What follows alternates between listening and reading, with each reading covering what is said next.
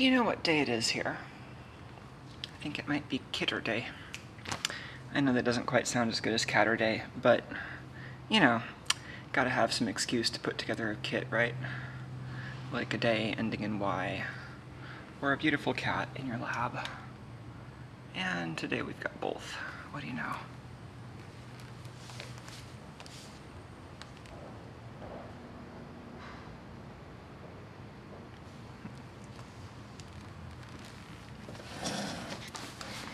Yes.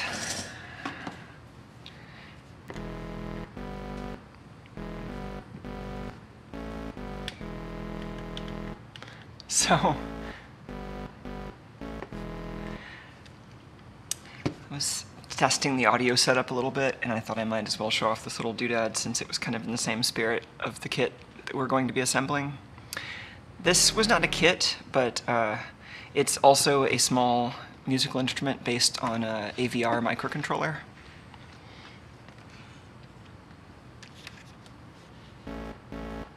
It's also capacitive touch triggered, which makes the timing and the triggering a little unpredictable sometimes, but let me turn it off while it's upside down.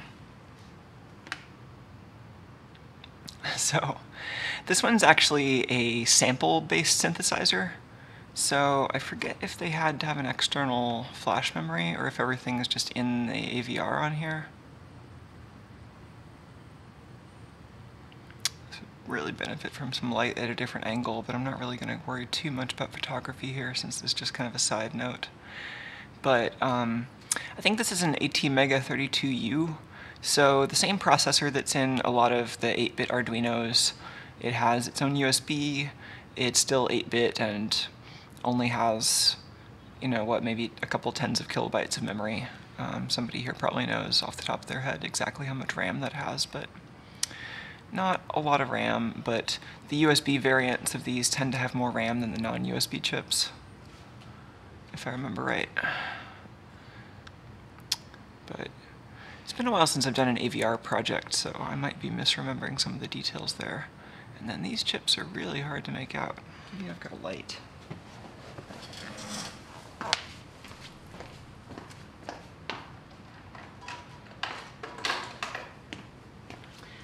This is such a beautiful cat. And while KITurday might be kind of hard to pronounce, KITurday is quite popular, and I think we can participate in that too. Let's see if some angular lighting might actually improve this situation.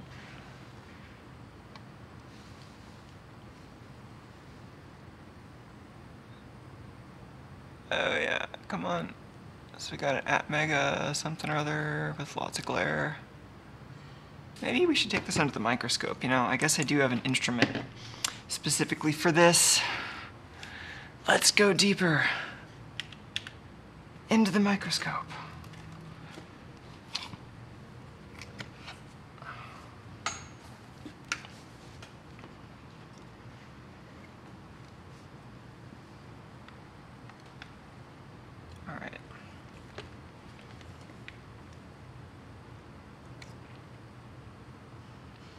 There's the ATmega32U4. There's a 74 series something or other. 40, is that an analog switch? Let's turn that right side up.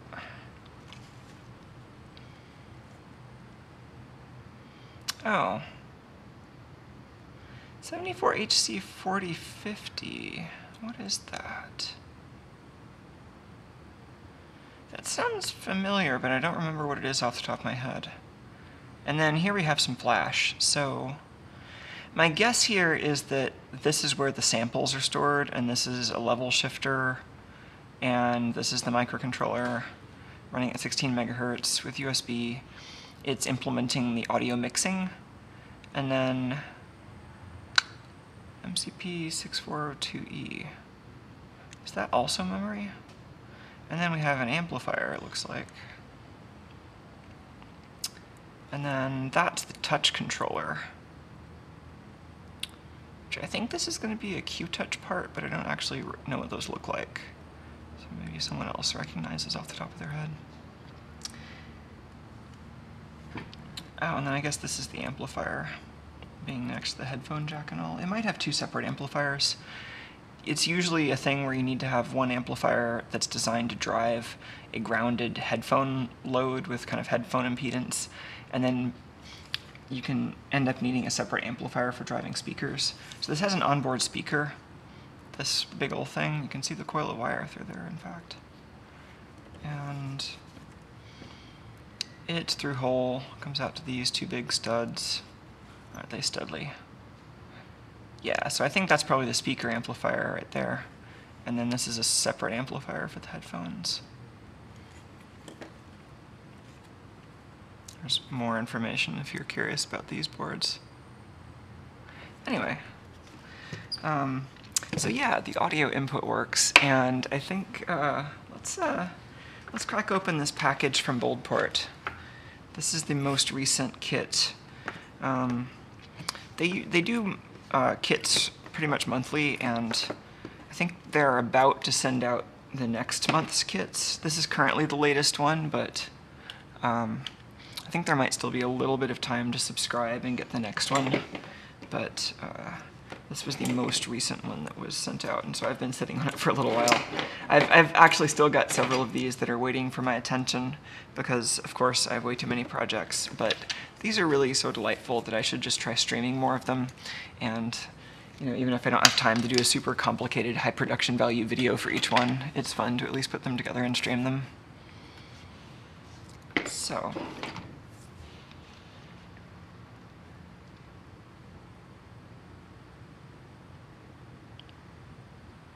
Oh, is Jarrett saying that the ototo.fm site is no longer active, or is the Boldport site having problems? It was unclear from context.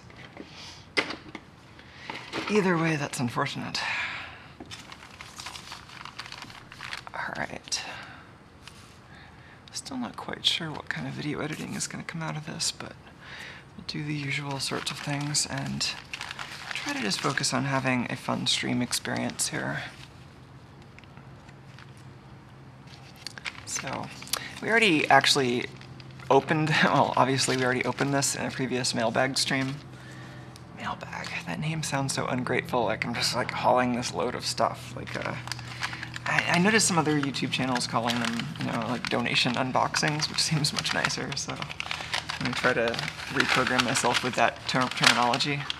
But in this case, it wasn't a donation, it was something that I subscribed to, so I guess a subscription unboxing. But still, quite a nice experience to share. And so I was thinking that this actually, I was like, oh, I need a bagel. This would be a great thing for, maybe it's actually small for a bagel. Maybe I just have a bagel-centric view of the pastry universe, but maybe this is actually better for like a small muffin or something like that. Like a little sandwich, I don't know. Speaking of things that you can put in your face, mint tea with almond milk is a thing you can put in your face. Most of these things are not things you can put in your face. At least I would not recommend it. But yeah, we took a brief look at this before, but let's just you know, since I certainly don't assume that everyone watches every stream, because that would be a massive time commitment. That would be like the amount of time that I put in on streaming. So, yeah, here's the schematic, and then over here we have kind of a, well, some more schematic, and then some more notes. So they're actually saying you can cut out this little piece of cardboard and put it under the battery as an insulator, since these 9-volt batteries tend to have a metal body, which it's usually painted or something, so it's not necessarily a great conductor, but it's also not a great insulator, and it could easily short out your circuitry, especially if there's a sharp solder joint. So that seems nice. And oh, and that's the metal battery clip thing. Okay, that seems fine. So I could probably put some tape or something over that. Oh, and there's that doubles as a pinout. I see. That's cute.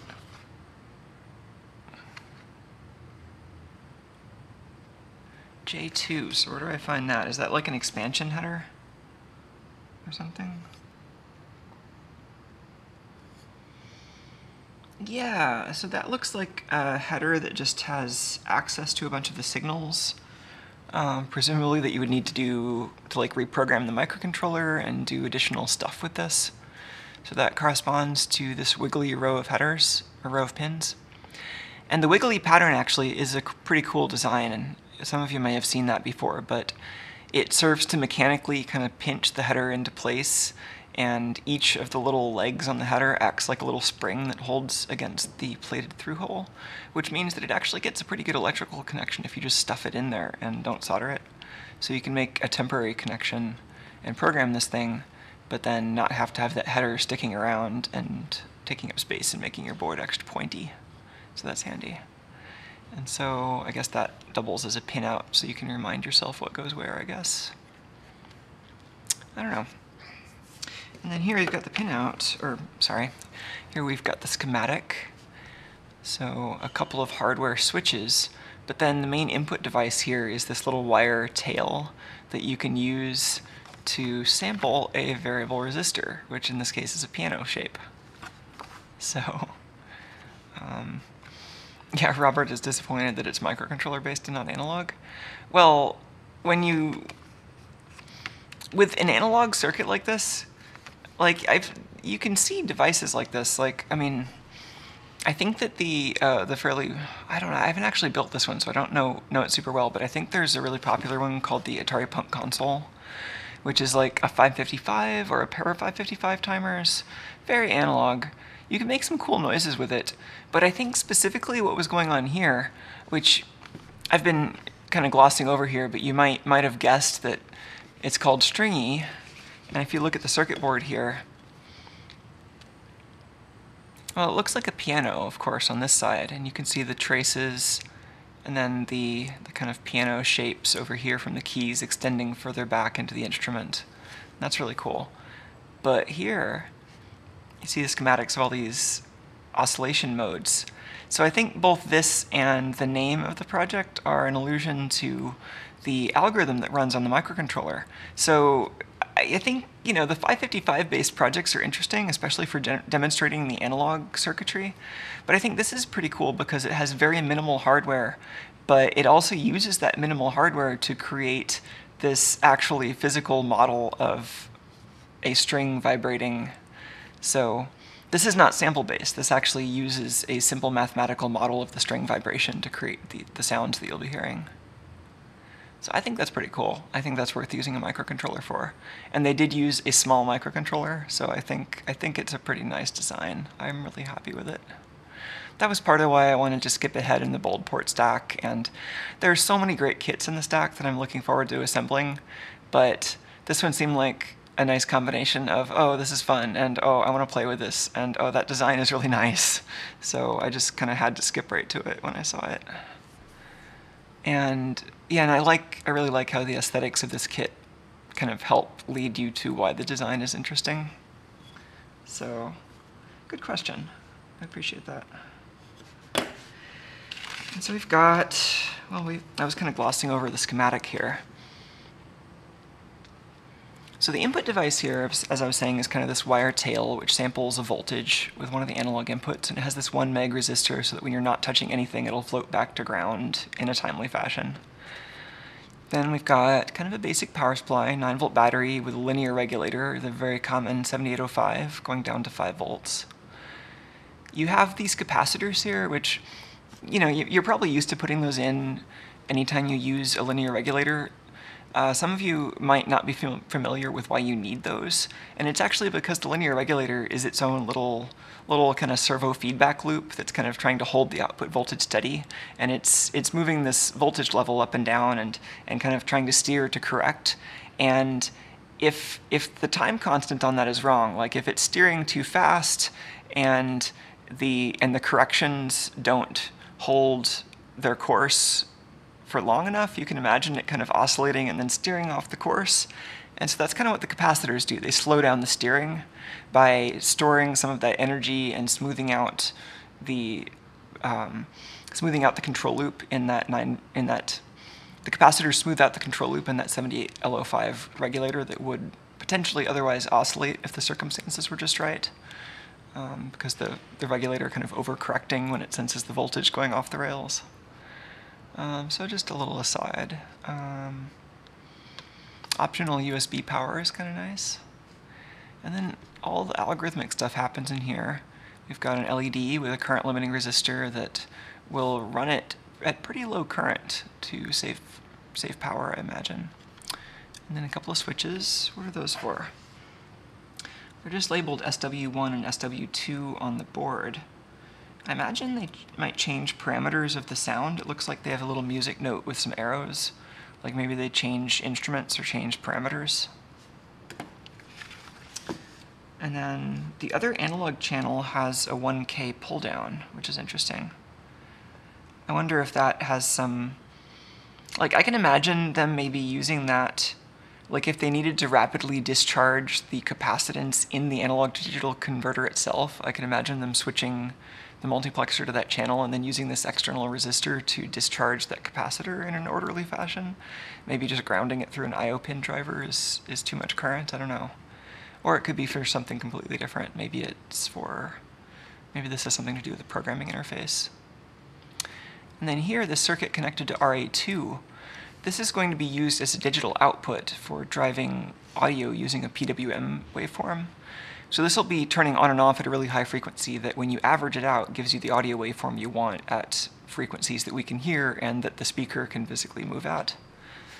And then it looks like we've also got a little bit of at least DC blocking here, so that this PWM is going to be centered at some level, which has some DC component, so it'll be partway on when the speaker is supposed to be silent, and this capacitor blocks that voltage and prevents the speaker from just drawing current during those silent periods.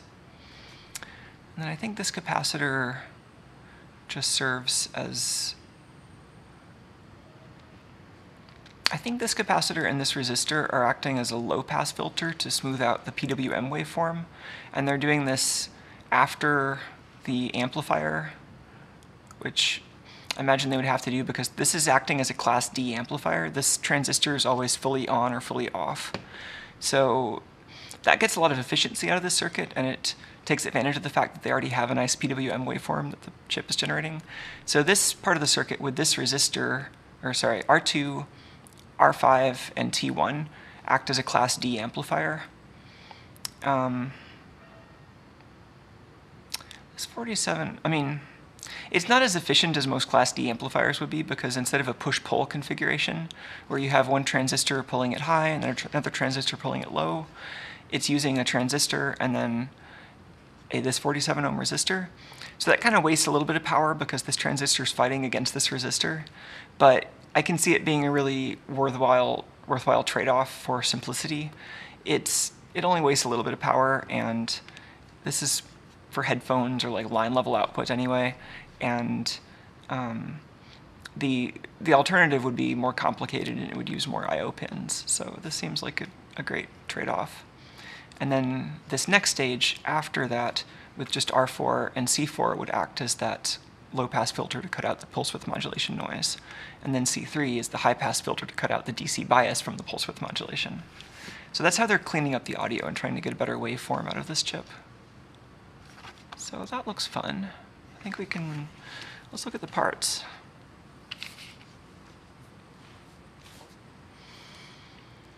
Retrojunk, I'm just catching up on chat. Retrojunk asks, wait, is this device actually powered by 2 flux capacitors?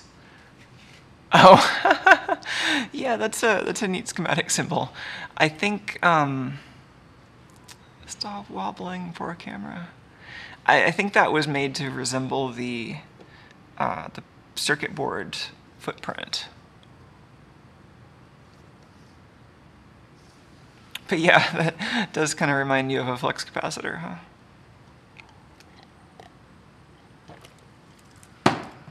All right, let's look at the parts we have. Everyone likes parts. Oh, good question from Mako MK, who says, I wonder what the output impedance on that is like. Yeah, sorry. Yeah, that's a good question. Well, the output device I was planning on hooking this up to is an audio transformer. We could just measure its impedance and see what we're working with on that side at least. I'm gonna grab my meter because I think it's on the other side of the room for some reason.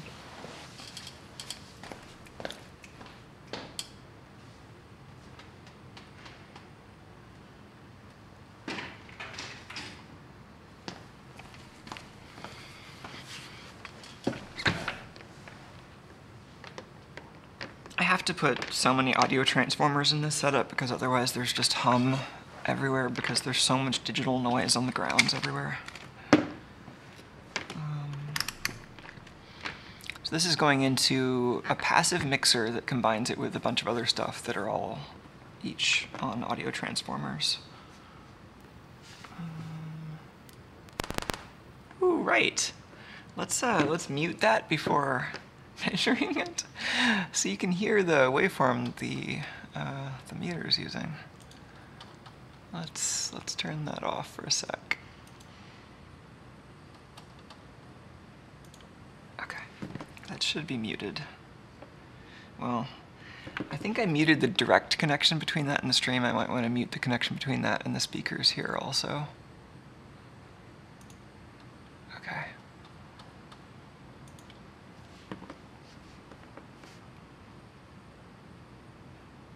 Okay, that's 600 ohms. Whoa, pretty different on the left and right channels there, right? 595 and 620. Interesting. And then I assume we just have, yeah, 1200 between the two. Okay. I think we can unmute that safely.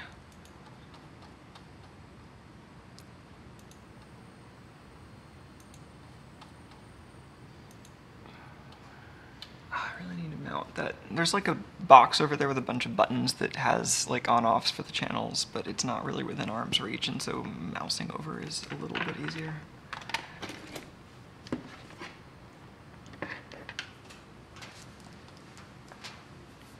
Okay. Back to our regularly scheduled KITurday. Is it regularly scheduled? Did I just sign myself up for that? I certainly could make it regularly scheduled. It seemed like it might be fun.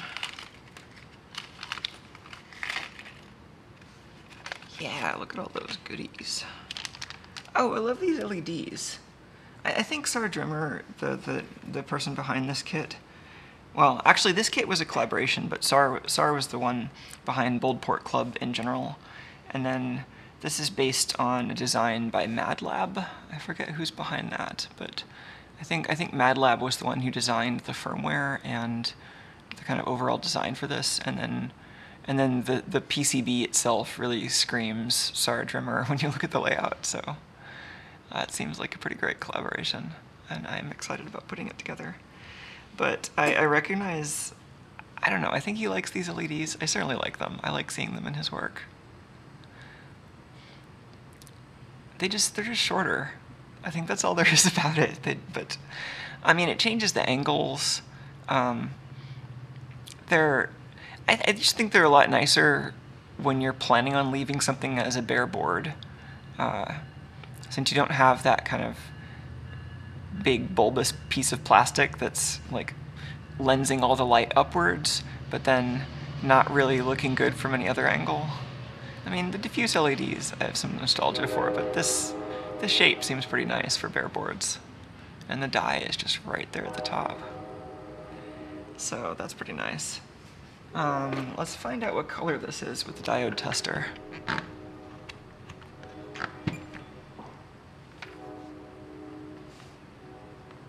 Oh, maybe we don't want to be servo AF right now.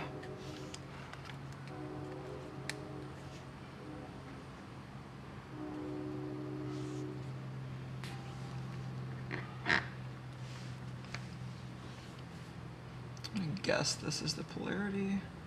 Oh, it's blue. That's pleasant. Which is not usually something I say about blue LEDs. Well, let's see what that looks like when it's assembled. I'm excited to see. What else we got? Can we trust the servo AF?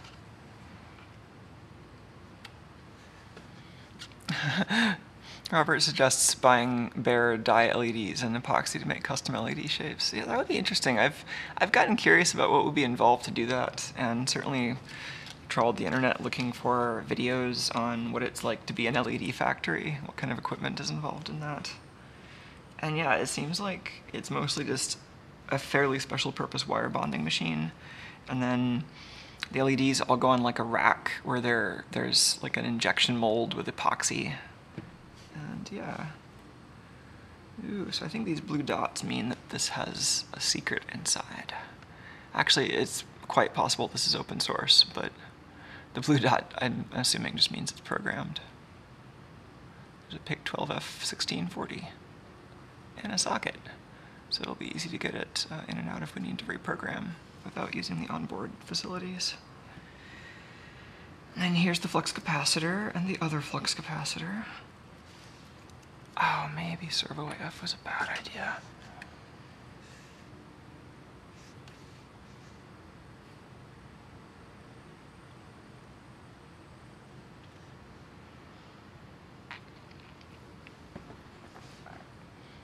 Yeah, 2 flux capacitors. 3 regular capacitors. No, 5 regular capacitors. And here's the regulator. I know it. Oh wait, one of these is the regulator, one of these is the transistor. That's the transistor. That's the regulator. Oh yeah, these buttons. So, that's interesting. We were just talking about manufacturing and how LEDs are on like a big rack of, you know, I think, I didn't count them when I was looking at the like one manufacturing video, and I'm sure it varies, but imagine like a dozen LEDs side by side, all being connected for most of the manufacturing process and then being cut apart. And so maybe I think what we're seeing here are some remnants of that. Since shipping it with these embedded in the tape, the only reason to do that is if they wanted, well actually, that might just be to improve adhesion with the tape. Because I mean, I'm not really that familiar with how through-hole assembly works, but I'm guessing that this is designed so that you can, I mean, maybe it's not designed for robotic assembly at all. Maybe it's just designed for manual assembly where you clip these off, put it in the board like we're about to. If it is designed for a robotic assembly, then I imagine this is so that you have like a tape feed with these, and then a robot that grabs this, cutting it at the same time probably, picking it up, putting it in the board, and then that's like probably a special purpose attachment you can get for a really fancy pick-and-place machine.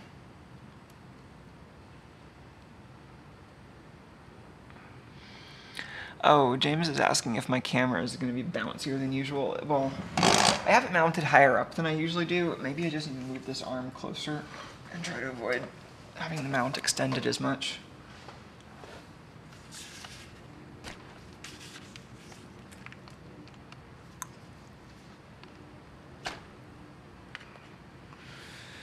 Let's do that and retighten everything and see if that helps. Well, you can see it's still kind of bouncy.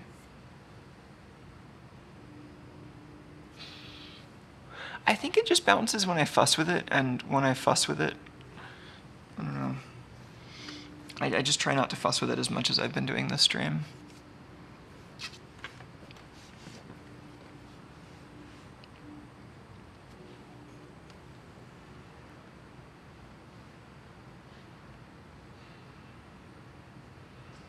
I think that's a little bit better.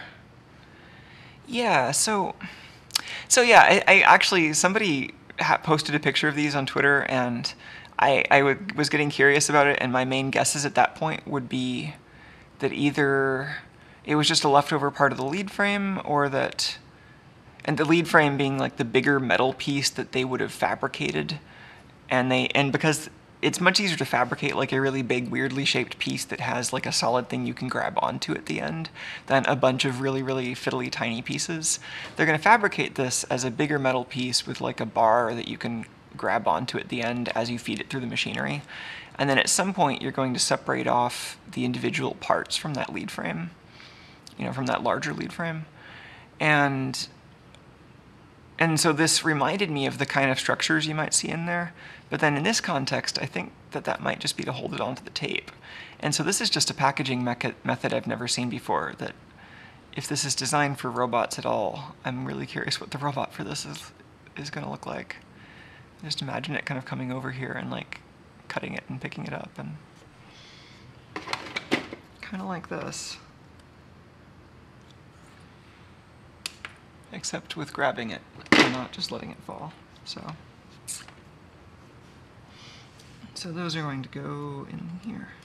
That's cute.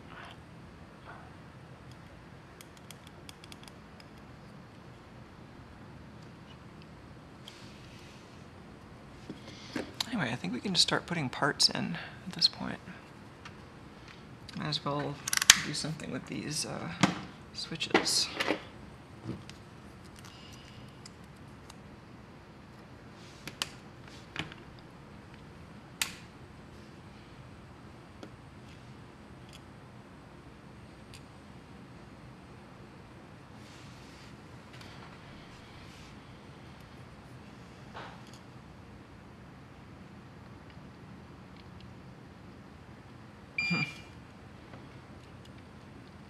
I'm going to really want to get these oriented just right, aren't I?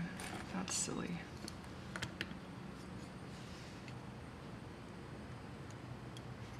Maybe just a little piece of blue tack on each.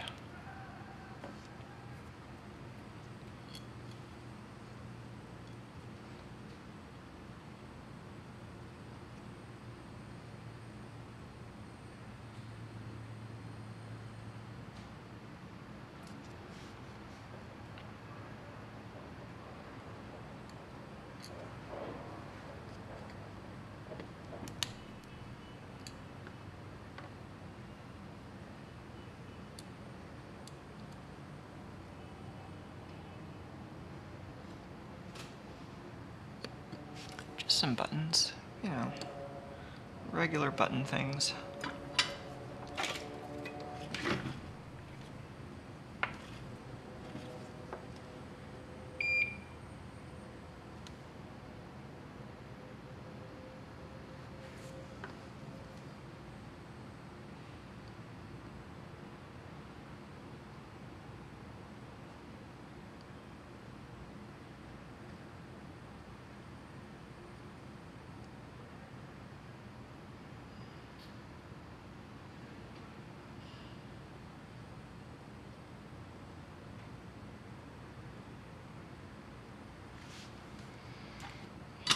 These are a little underfilled maybe, but I wanted to cut them flat before adding, you know, unnecessarily large amounts of solder there. I really should have held that end. Otherwise it's just going to go flying everywhere and I'll end up stepping on it later.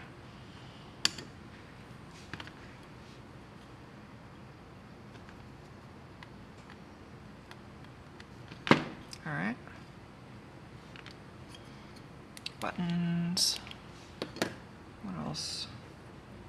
IC socket, that might be fun. Covering up the little music note. Let's make sure to put it on right side up.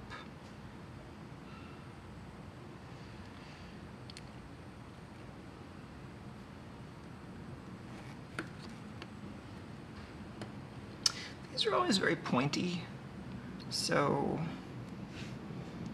maybe I'll be careful to use little enough solder that I can effectively trim this. There we go.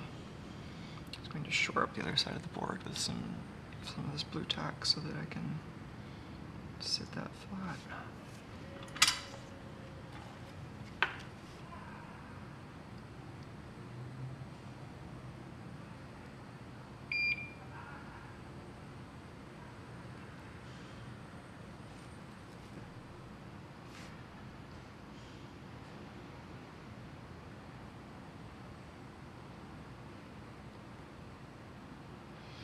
Tacking down the corners first just to make sure I've got the flatness I want, and then I'm going to make sure I get a good electrical connection to the plated part of the hole, and I'm going to trim them all.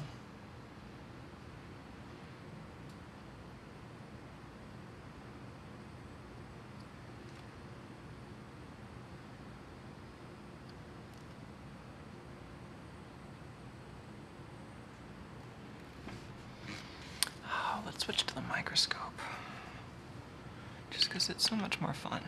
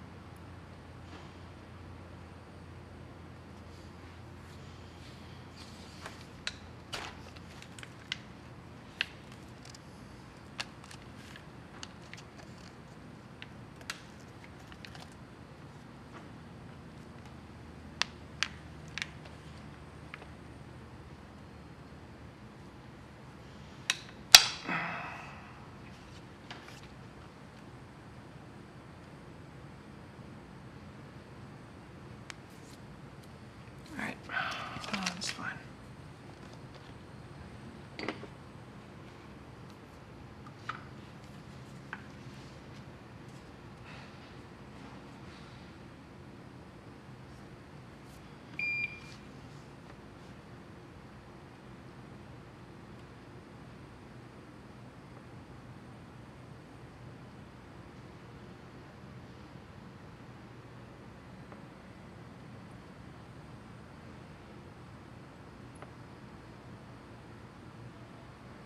Did I already do these?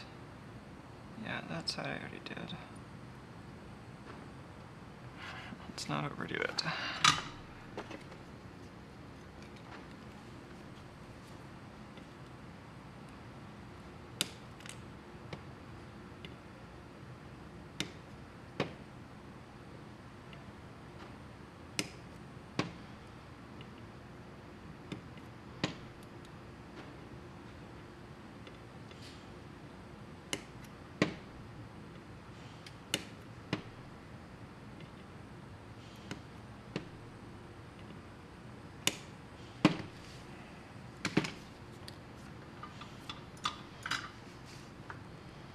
Alright. Can add a little more if we want.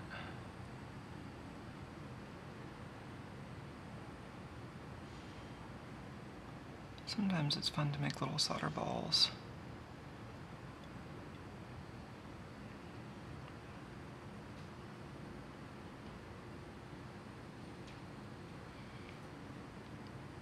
I mean, from a purely technical standpoint, the rough edge where you can see the fillet is a little nicer because it's easier to inspect the joint. But if you're doing something for fun, for aesthetic reasons, you can make the joints look like you want. Just don't make them cold, because then they won't conduct.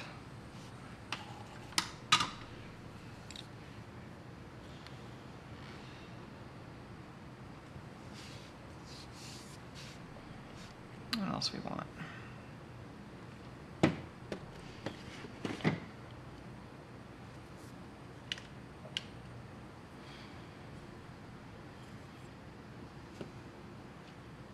Got some battery terminals.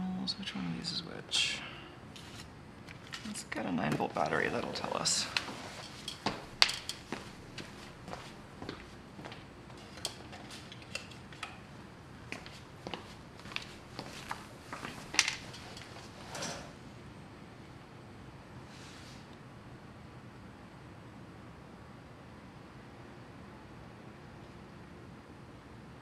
The swarf is tilting.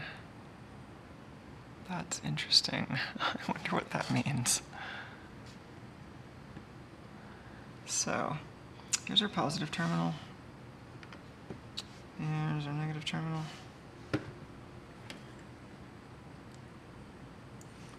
Oh, these look like they snap in. Except I think they go this way. Let's double check I'm doing this right. Yeah, these go on the bottom side. Oh, and there's a spot for a piece of wire to act as a standoff for the battery. That's important. I see.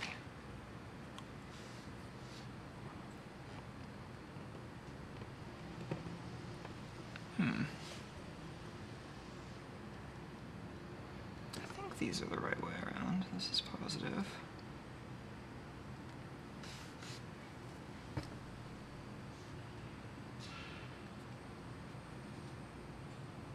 Yeah. Oh, there's even a schematic there that tells you what shape is what. That's handy. They are very stiff, but wiggling them a little bit gets them seated all the way in. Now that design has a nice bit of stiffness to it. Big old lever to spread that force out back to the circuit board.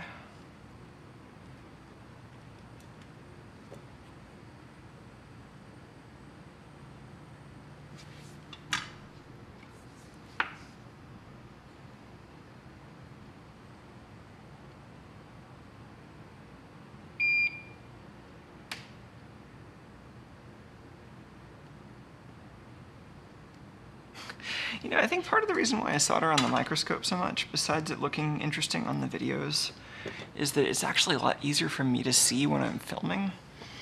Because getting it out here in the field of view of the DSLR often means it's kind of far away from my face. Whereas when I have it on the microscope, it's also on a big monitor that I can see with low lag.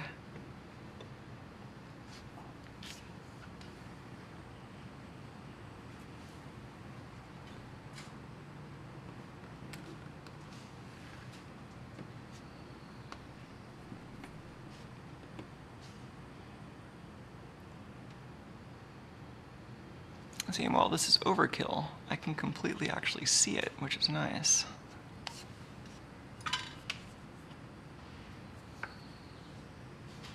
And wow, this tab really blends in, but there is actually a pin there, even though it looks a lot like the back edge of that hole.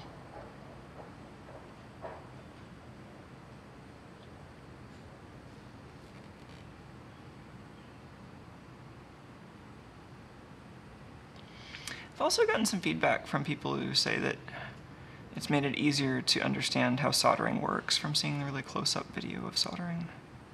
And I totally get that too, because from far away it kind of just seems like, oh, it's just, you gotta have it hot and melt the metal, and so you have this hot thing and you just stick it on the joint and then you're done. Whereas it's actually more like welding, where there's kind of a process to it. It's not quite as fiddly as welding, but it has some of the same elements. And so seeing it up close, just like with welding, can be pretty instructive.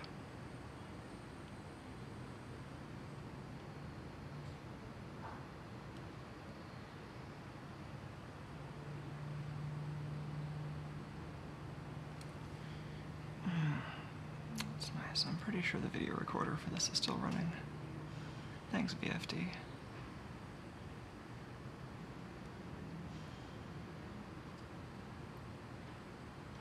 Really see this progressively melt as the heat transfers through the metal.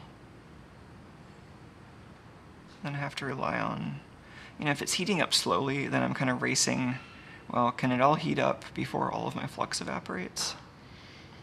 Because without the flux, it just will not join. You really need the flux because that keeps the surfaces clean and keeps this little cloud of shielding gas around the joint.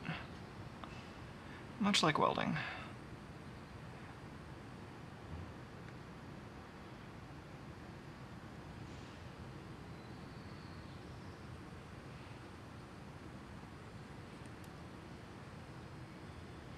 Also, sometimes you get solder dome selfies.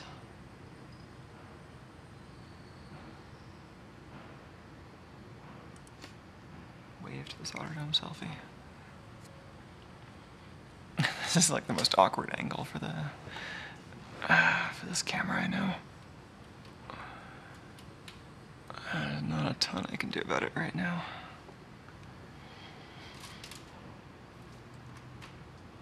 That doesn't help, does it? Oh, I'm like about to turn off this monitor by accident. I guess that's an improvement.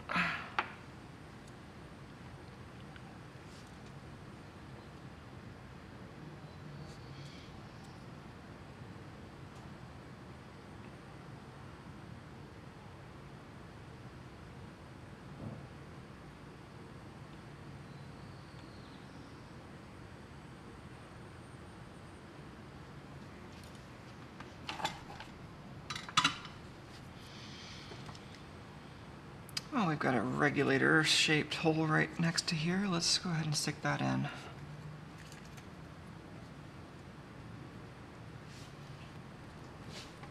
That is this guy, 78L05. I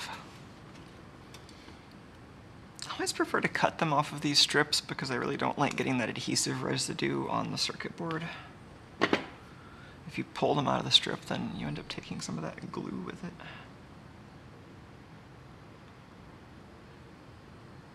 This can go through that way. I'm gonna put another little ball of this squidgy stuff on there to keep it upright. This is like poster hanging blue tack. It's what you use to. I mean, it's not amazingly good at putting posters on walls, but it's decent at this. I still use it for the posters, and then my cat tears them down.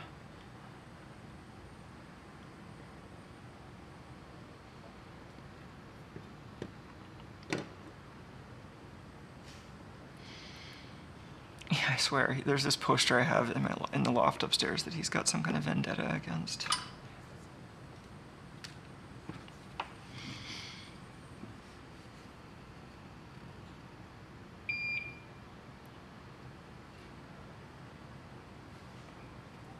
I don't know if that had fully heated up. That's a little more comforting. This being a regulator, I was kind of expecting those to be power traces that would take more heat for them to actually get hot. But I think we're fine. I think this soldering iron has plenty of power to it. What were you saying about the swarf? I mean, I know this is in need of a cleaning. It didn't look that dirty until I put it under the microscope, and then everybody is a critic.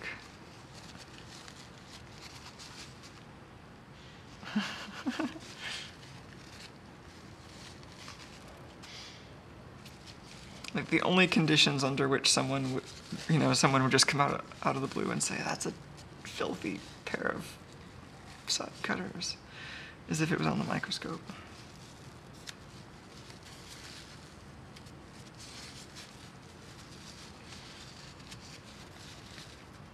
Oh, I guess I had used these to cut Velcro. And there's a little bit of adhesive on them, which is what the fibers are also from. That's gross. I shouldn't do that.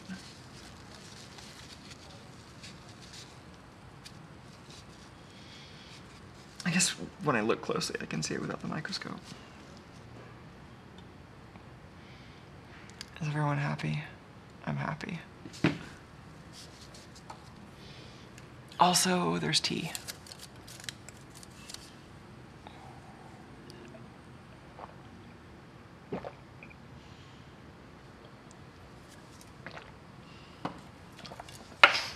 Okay. I was about to trim that, and then I got distracted by cleaning the tool. I was just using this to try to both deflect this from flying across the room and to not put it into my finger, because that's another failure mode this has. If you're just using your finger to keep the lead from flying across the room, then if you slip it all, or if the tool pushes the wire up really sharply, then it can just push it into your finger.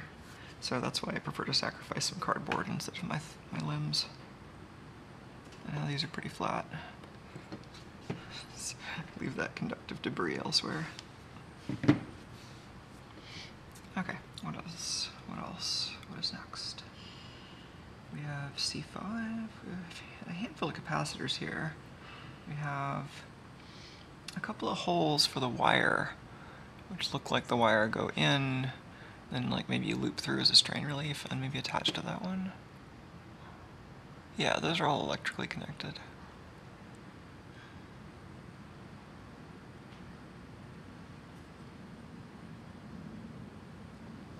Let's just start filling this up with passive components. We have a bunch of resistors here. And some capacitors.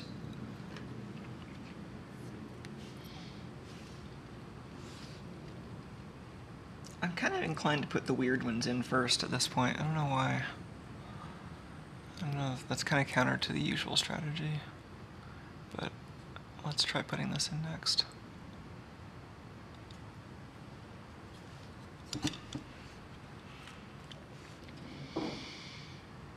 Oh, that's the cool thing about kits that don't have just an ordered set of instructions.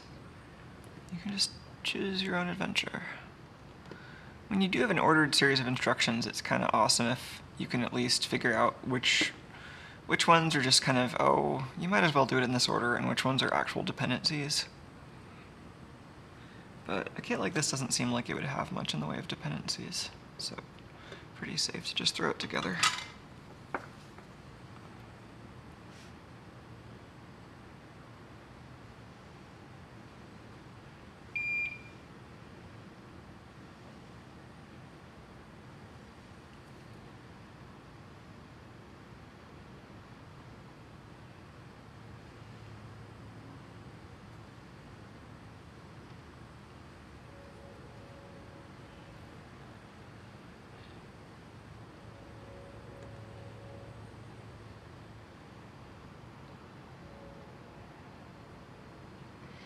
Oh, I was barely catching up on the chat, but I think someone was asking what the blue tack feels like. It's... I don't know, it's kind of like if you're familiar with like modeling clay, it's like that, but less oily, more sticky. I don't know, drier, I guess, but you know, it's like kind of sticky, but it's not amazingly sticky. I guess it's a bit more like a cross between the glue they use on Post-it notes and modeling clay.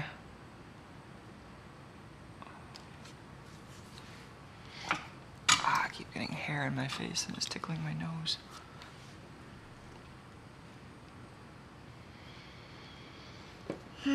What's the next oddball part here? What's the LED polarity like? Where does the LED go? Oh, it's helpfully labeled. And so we already tested this with the meter, and usually the way this works is the one that's kind of anvil shaped, where the die is actually sitting on that lead. That one's usually the cathode, and so it looks like that checks out, and so we should orient that so that that's the other side. And so now that side is toward that bar on the LED is the cathode. So that should work if we put it in that way.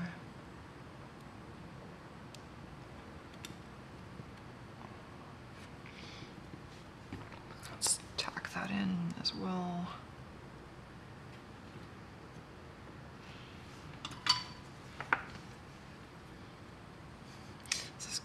If I happened to solder something like this in backwards, I didn't really have a good desoldering solution here for a long time.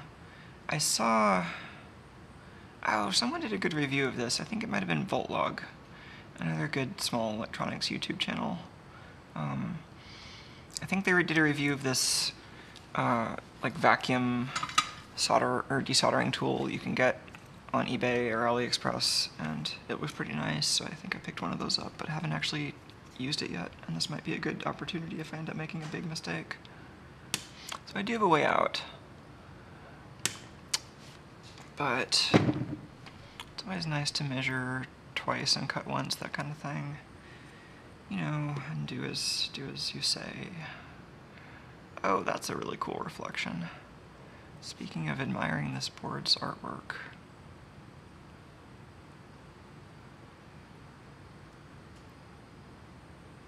Man, I can't get over how cool these battery clips are.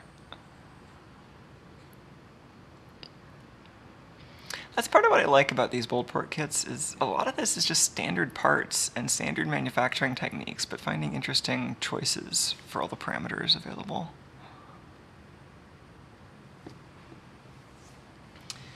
What's next?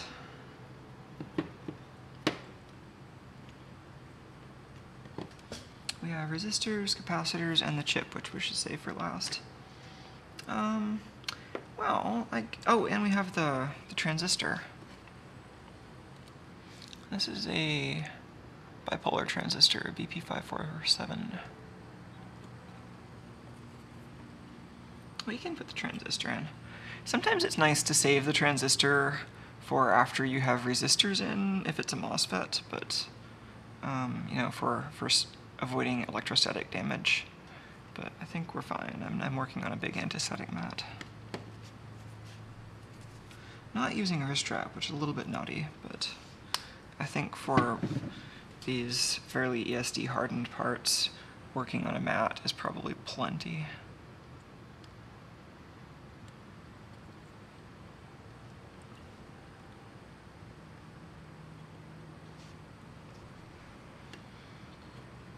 But it still wouldn't be good practice if you were doing work that had to be super reliable. But again, this is a kit for fun. Doing this for fun. And I think it's working. I think this is fun. This is a human thing, right? Humans have fun.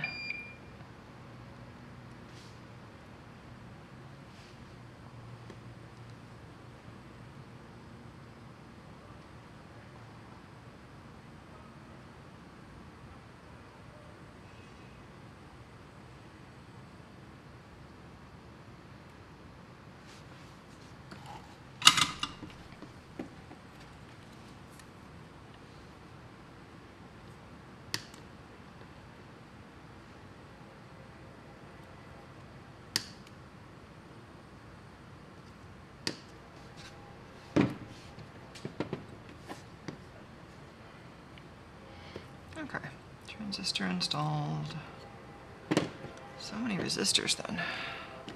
What kind of values do we have? Well, it looks like a lot of these are the same. Such cat.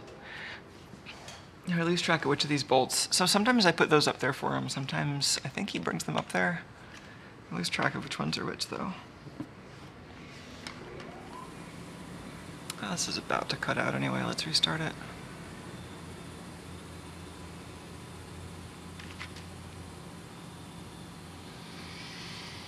Oh, something smells good. I think that might be the kitchen outside that makes stuff for food trucks. I'm gonna have to make sure I can get something to eat after this stream.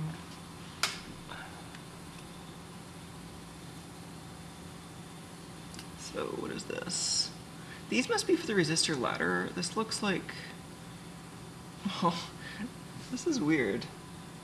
This is brown, like I don't know which side I'm supposed to start from. It looks like brown, black, black, brown, brown. But those might be gold on the right instead of brown, so maybe that's actually brown, black, black, gold, gold. In which case it's a high precision 100 ohm resistor.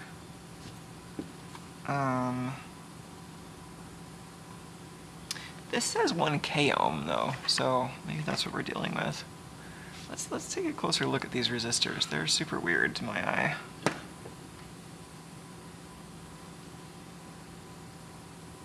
Are these 1K ohm? And if so, how? Let's measure them.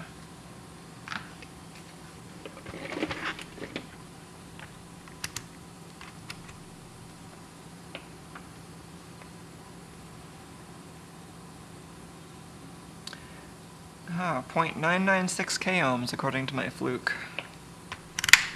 I guess it's some kind of color code I'm not familiar with.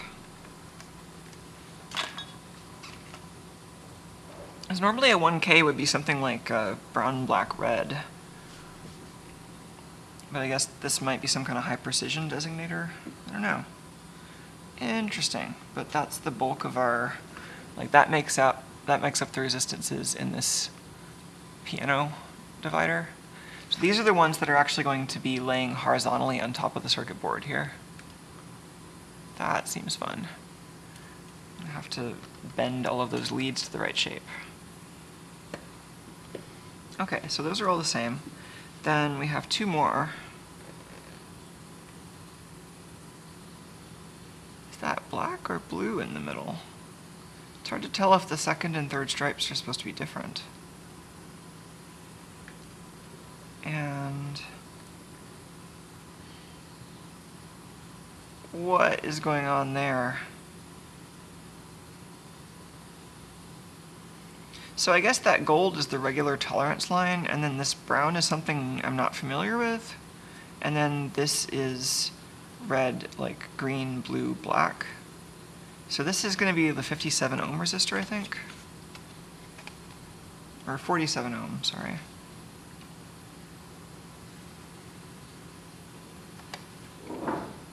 That big old thing.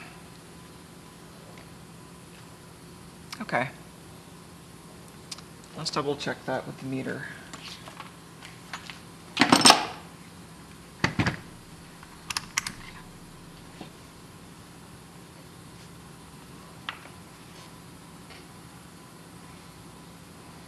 .0. Cool. So that is R5. Let's get that in there.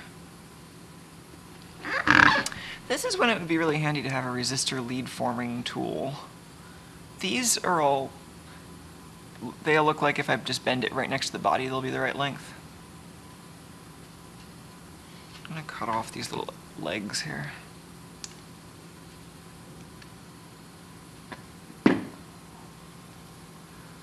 Wait, so I'm not really caught up on chat, but yellow, purple, black, gold. But there was another brown line, which was throwing me off.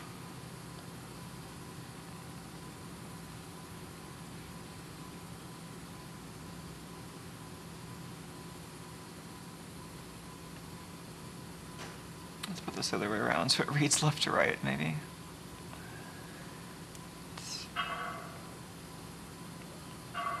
So this is 47 times 0, gold tolerance, but this brown is what was confusing me. So if anybody knows what that brown is for, I'm curious. I don't have to solder these right away. What about the other weird one?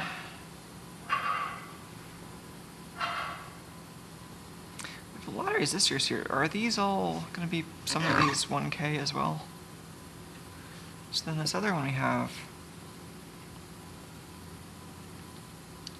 is that, now the last band there is yellow? I'm just going to measure this one.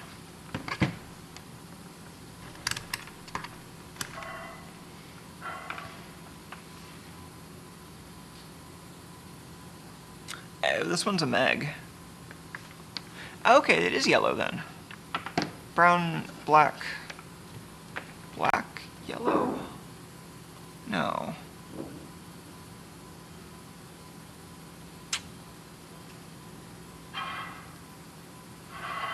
See, before we had 2 digits of precision on the value. Then we had the exponent. So this was 470. Then precision, and then the unknown band. Then over here, I mean, I'm forgetting what the isn't a meg. Is it blue? I guess I don't remember the color codes up that high off the top of my head. But then what was immediately throwing me off was that, okay, what's up with this precision over here? Why is the precision yellow? Is that lower than 5%? Anyway, I'm going to stop obsessing with the color codes here. This one goes in for R3. And this is the pull-down resistor that keeps the input grounded when you're not playing any notes.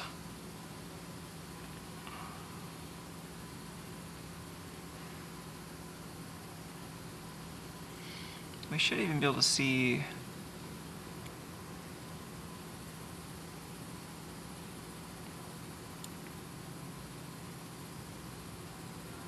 well, this is ground. Ground is complicated. Then this other side.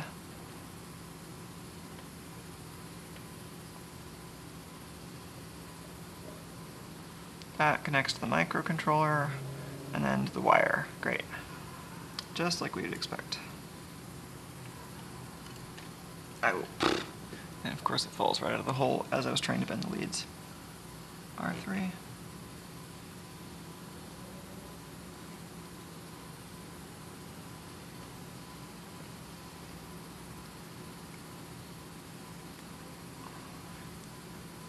Alright, so I think all the other resistors I have are the same. And it looks like on the schematic we've got a bunch of other 1Ks, so that checks out. So we just get to stuff 1K resistors everywhere else we can.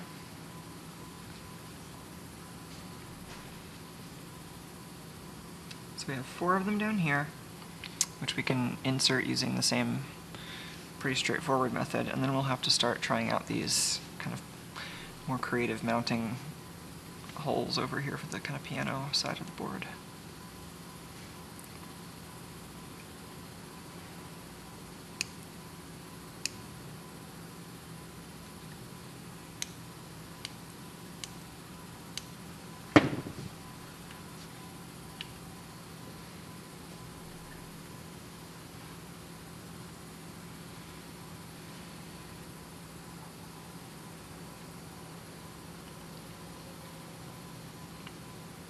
Did we just get a repost? Why did that repost in the chat?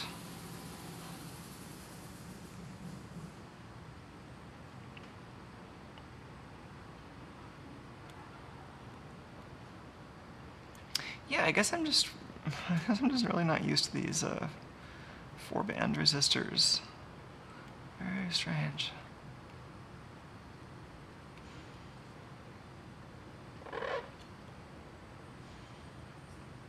Oh, I should check to see if that reposted on Twitter. I don't want my bot spamming people.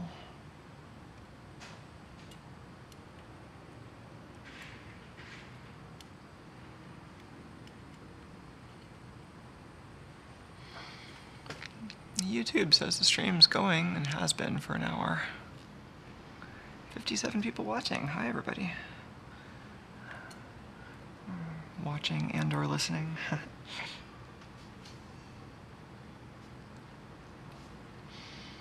I certainly enjoy hanging out with people doing work on the internet when I can.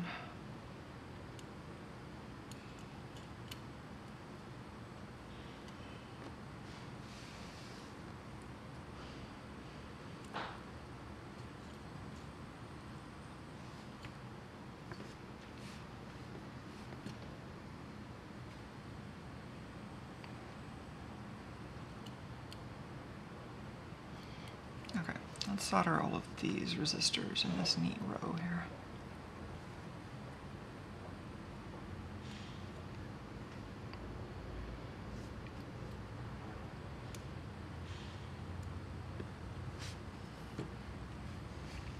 Those are all pretty tidy looking. Let's go back to the microscope for fun.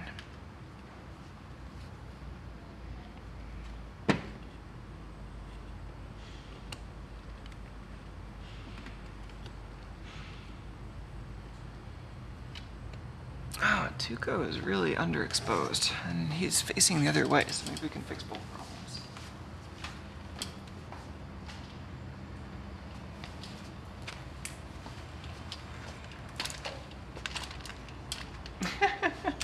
Cat butt.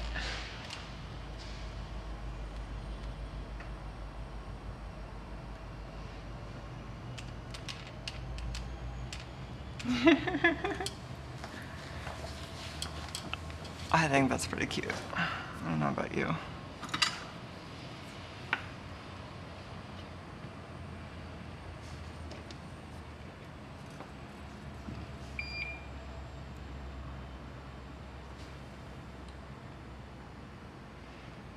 Oh, this microscope mount has been hard to keep the tension just right on.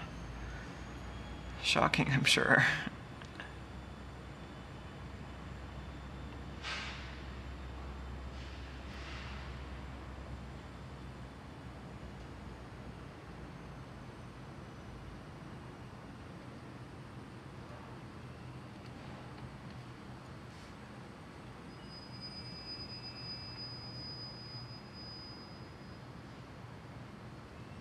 There, you can see the moment where that surface gets hot enough for the solder to actually flow onto it. And right at that moment, there has to still be enough flux to make the joint itself complete successfully.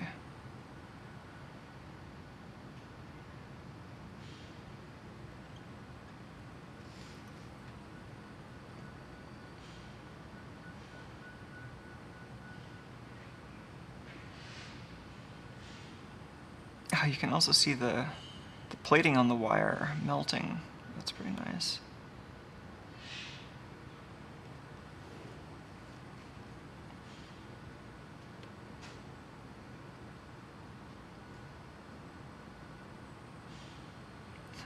Lack of depth perception.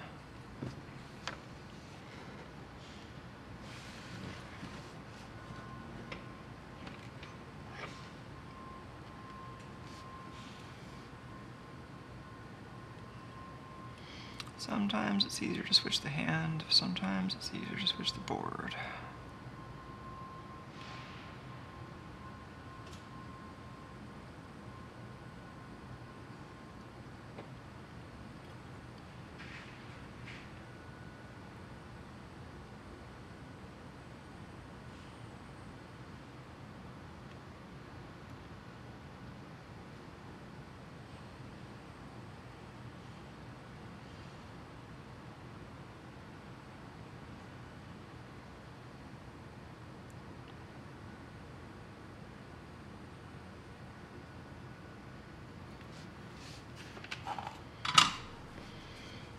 Alright, you can carefully trim these.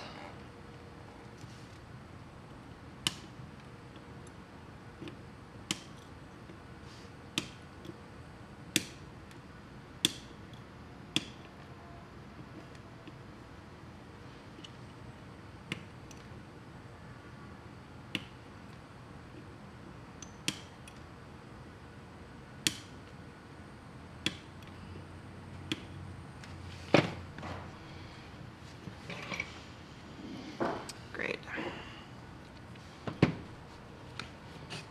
So where are we at so far? Oh, next to this amazing dude.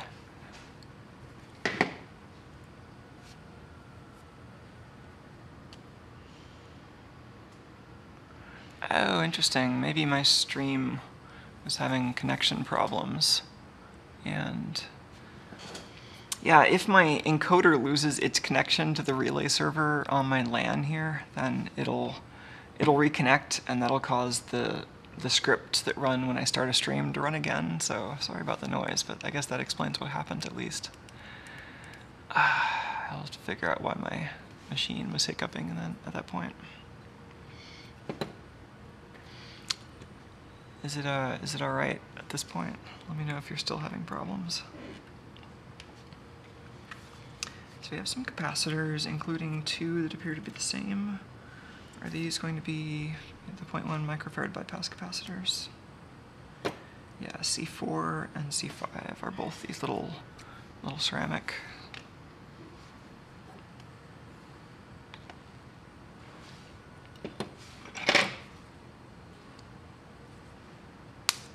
I wonder if I'll have a wonderful encoding error in my recording when I'm done with this.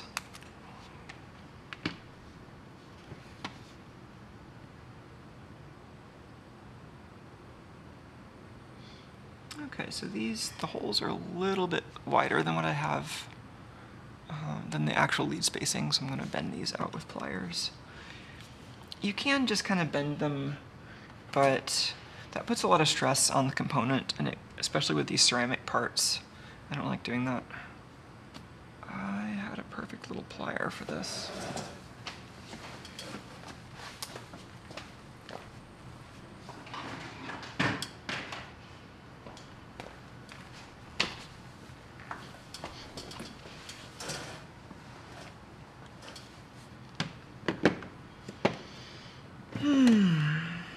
Alright, so these need a little bit of bending out to fit gracefully on the board. I guess I could be doing this under the microscope too. Oh man, these are dirty. These are much cleaner. Let's use these. That one had like oil on it or something. I should really clean that tool.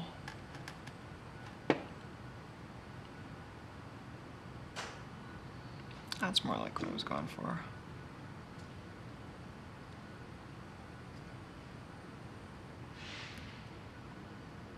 Let's see how close that is. Nice. And then a little dollop of this stuff. Complete with cat hair fragments. Our favorite kind of non-conductive debris. Let's do the other one now.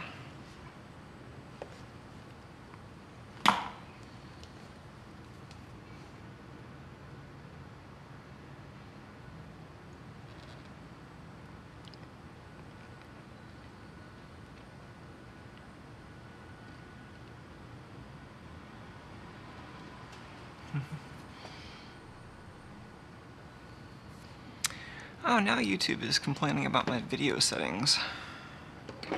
Change the video container format.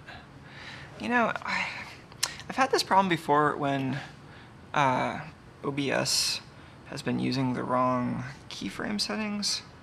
And I wonder if maybe something, like I upgraded it or something and then the config file format changed and I've got to go back and reset that. Where is this one going? C4.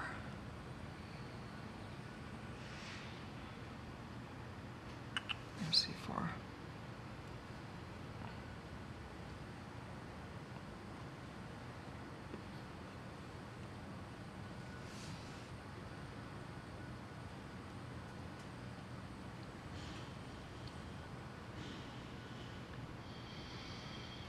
Well, let me know how bad it is, because I can try to debug the settings right now, but I also don't know if that would be the most productive thing to do. I could also try to debug it right after the stream if it's still watchable. I'm sorry if it's having encoding problems.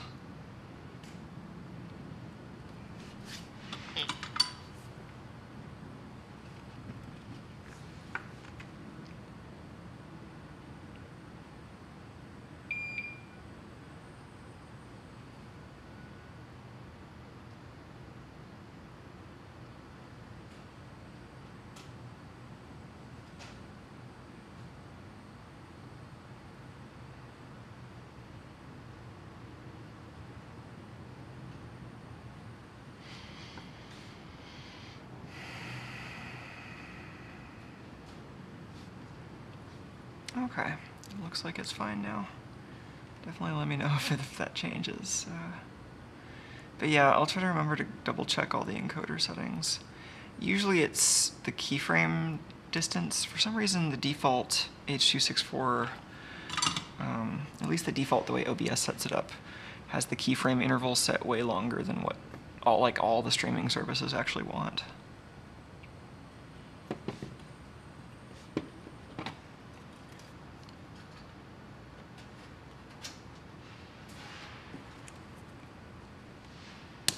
Ah, Tuco's restless.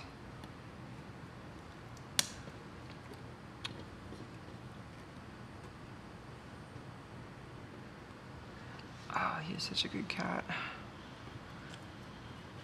I took him to the vet the other day for a checkup, and he's fine. I got his results back and stuff, but the nurse who called me to let me know also asked me to send pictures of Tuco, because they were talking at the office about just how awesome he was, and then one of the nurses who didn't get to see him wanted the pictures.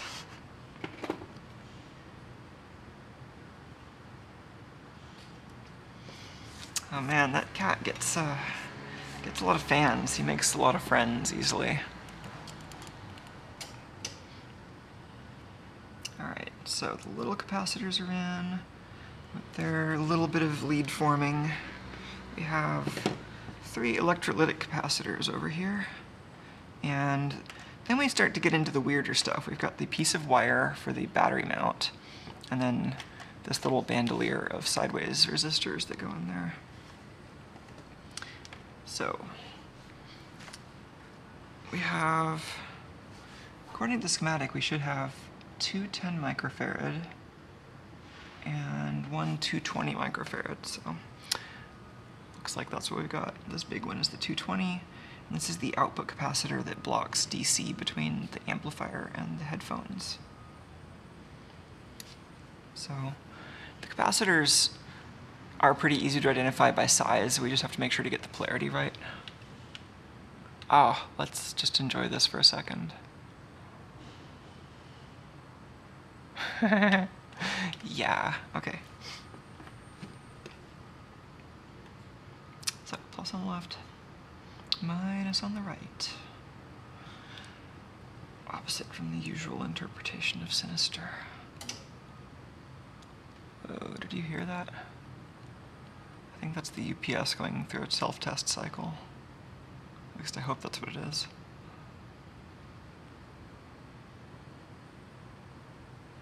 If that's what it is, it might start doing a much louder thing in a sec.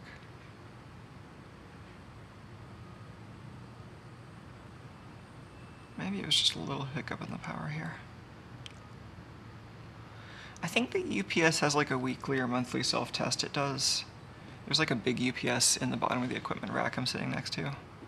And when it does that, the fans spin up really loud, and then it starts running all of the load through the inverter, and that causes this really loud transformer hum. So it's quite an event when it happens. Oh, I was trying to get things framed on the microscope, but none of you were looking at the microscope either, so why should I be? Okay, minus on the right, plus on the left. These all have the same orientation, which is nice.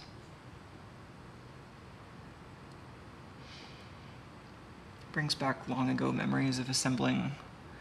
There was a Heath kit, 1-watt audio amplifier kit I assembled a long time ago. Had tons of electrolytic capacitors.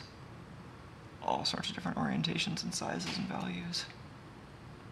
That was fun.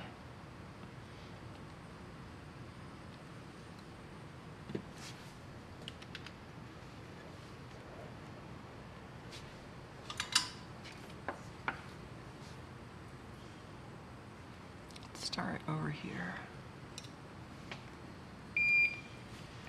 Thanks, little beeper. You're the beepiest. They must have seen that bird with the interview advice.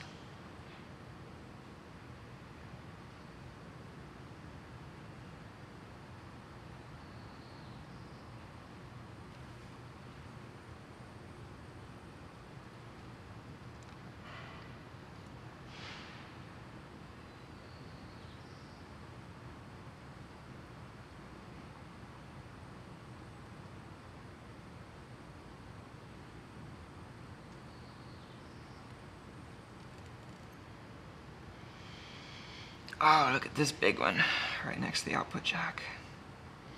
Gotten a lot of flux all over this. I'm gonna have to make sure to give it a good cleaning so that it looks and feels nice.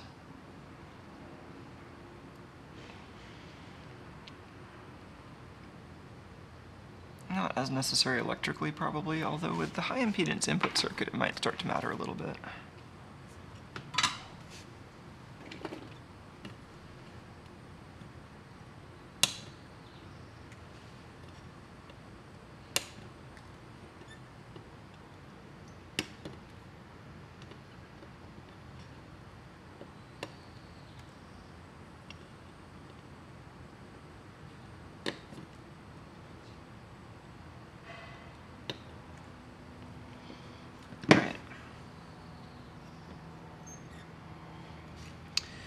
I think we've got the sideways resistors and the wire. Does putting the wire in help us in any way? I guess it might make this whole thing a little more flat.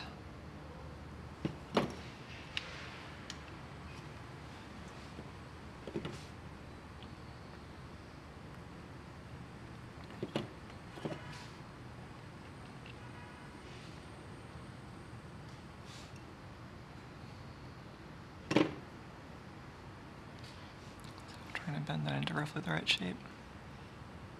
Oh, Jarrett's asking if I'm planning on going back to put nice solder domes and everything. I don't know, I was just thinking about that. And I don't know if I'm going to be bothering, because I think I'm going to be putting a piece of cardboard on top of that anyway as a battery shield. So I don't think I'm going to bother too much. I think that might help keep this build a little bit shorter than it would otherwise. I was just noticing a little bit of residue on the pads here, which is not great, but I'll be cleaning the whole thing before playing it.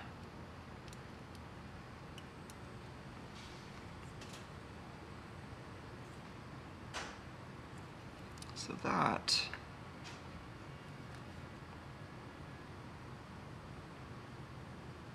I want this to be roughly level when I solder it.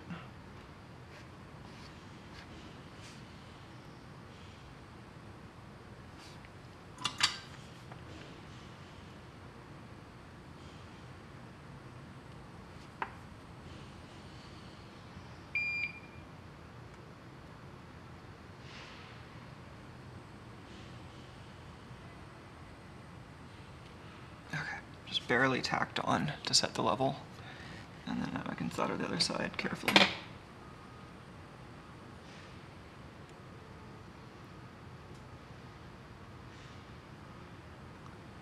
Trying not to heat up the other side too much. Then I can go back and solder the first side better.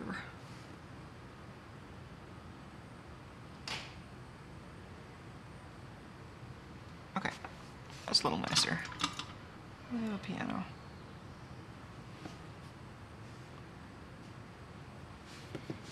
And carefully trim this.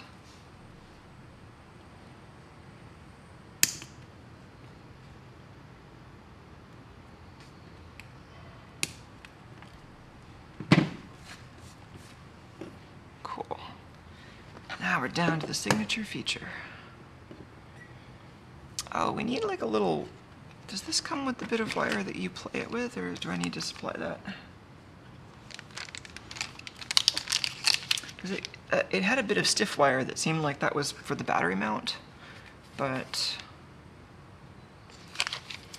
I'm gonna grab some kind of wire for that and a pair of scissors for cutting this out, maybe some tape.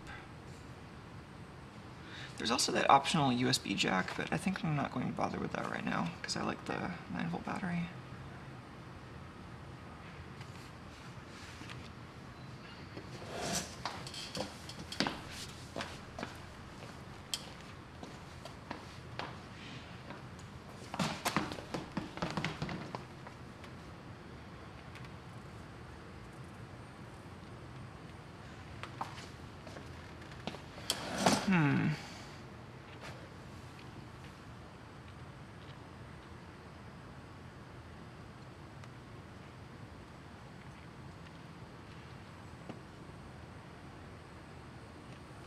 Yeah, right.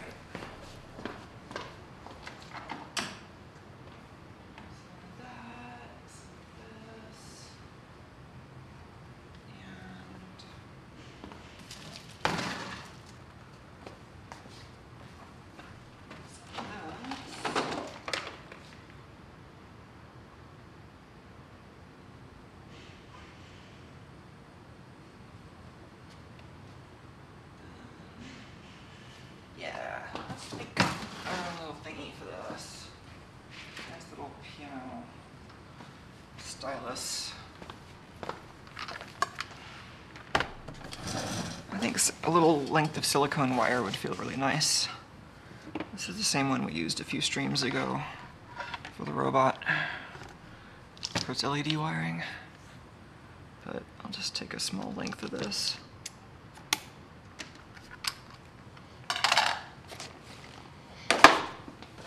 And how does this fit over here?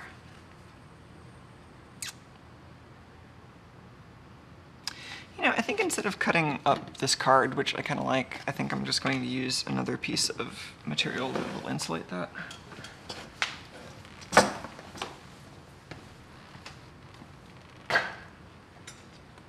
Oh,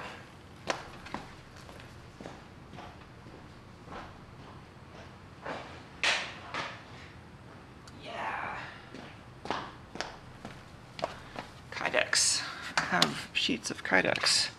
I can just cut a little square of this stuff.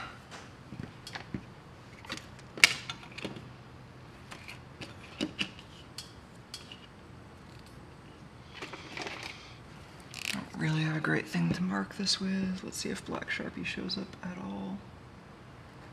Oh yeah, it kind of does. Make it at least that big. Let's see if something bigger will fit. Oh, that seems good. That seems fine. So let's just cut that out with heavy-duty scissors.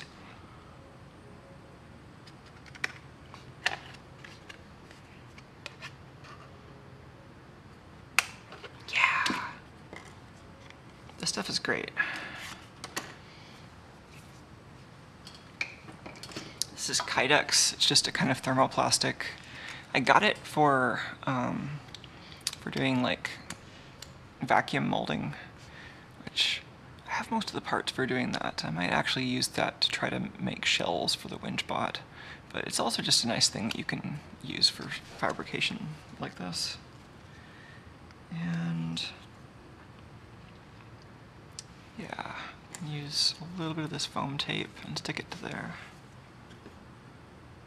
Let's do that after we're done soldering. And then for these, let's do the resistors next. Then we can make a string.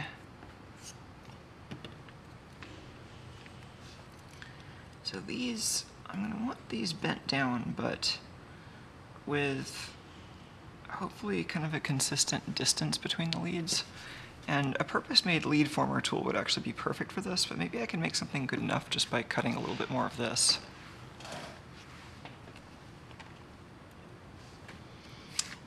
Because,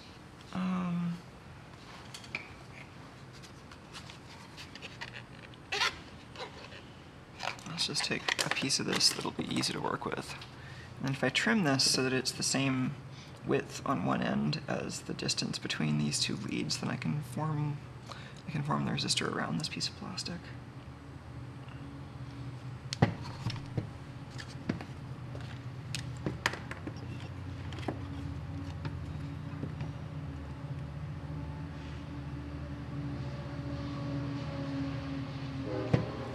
Right there.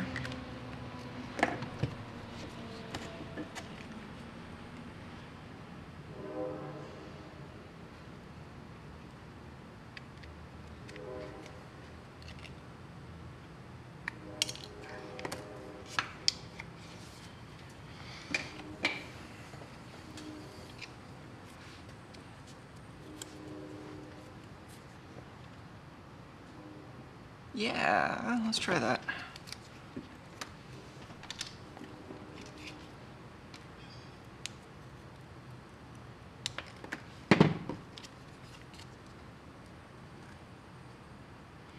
Should be more consistent if the resistor was also held at just the right height. I mean, clearly I could make a resistor lead former with the 3D printer.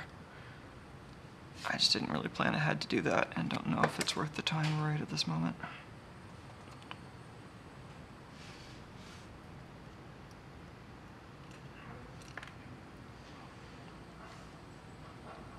Yeah, I think I can work with that. So I think that tool to bend the resistors and then just using my fingernails to push them down into the right location, I think that works pretty well. And then bending the leads on the back to hold it into place. Let's go with that.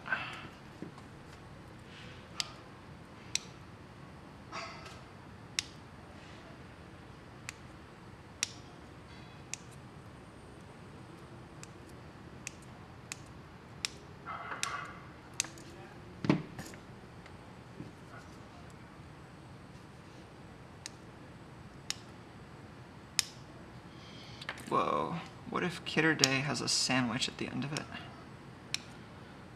What if? It does seem like it's going to have a pretty awesome little musical instrument at the end.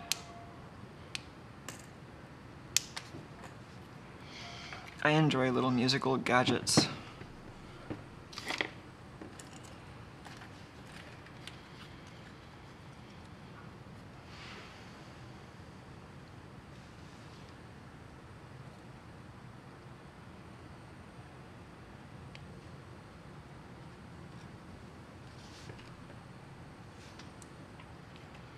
Keeping these centered is a little bit annoying. A well-placed slot would do a lot to help with that, but I think I'm going to get the hang of it.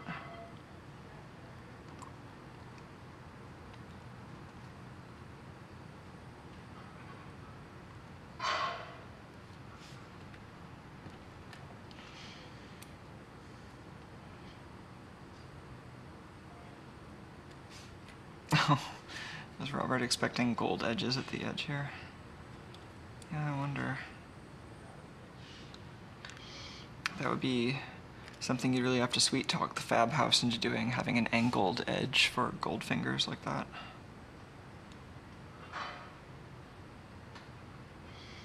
It probably just influences how you pack these onto the panel.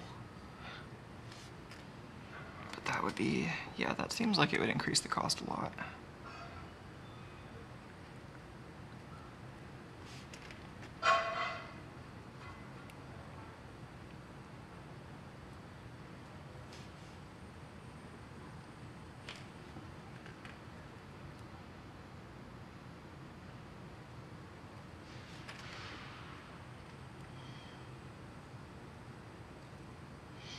Actual lead forming tools are really nice. I highly recommend them if you're doing a lot of this. They're just a piece of plastic. You can easily 3D print one. You know, I mean, if you have access to a 3D printer, which a lot of people do, but then a lot of people don't, so I shouldn't say it's always easy, but it's become a lot easier than it used to be. And if you have like a piece of wood, you can just like cut notches into it with a knife and make a tool that works that way. That totally works.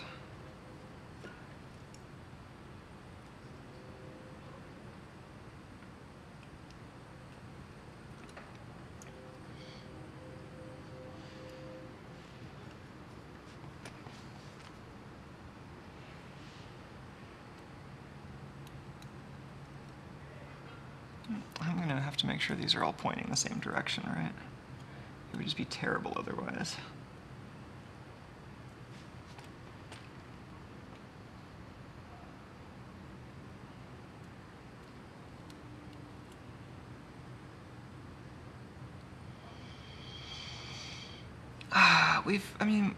We've decided that burritos are a type of sandwich, right? That's just a well-known fact at this point.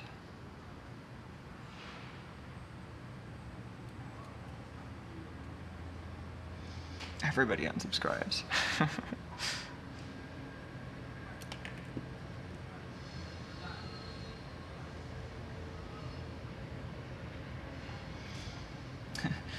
Discerning the difference between these brown and black stripes. I mean, when they're in backwards, they're a lot more subtle than some resistors when they're in backwards, you know.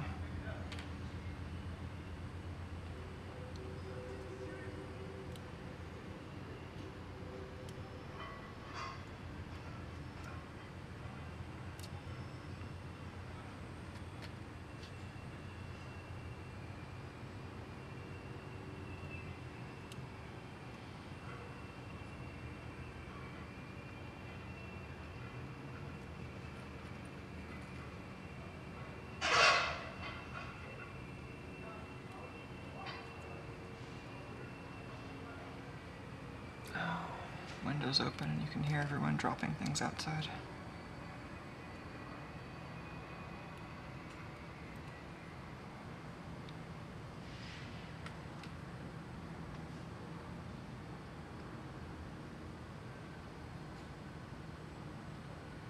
Oh, there's one spare resistor. How thoughtful. Or did I forget something? I think it's a spare.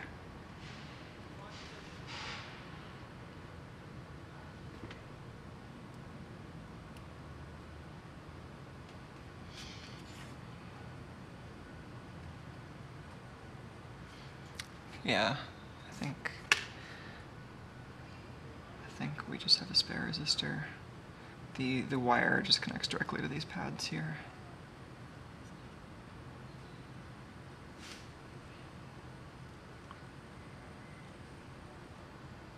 Nice. Let's solder that up.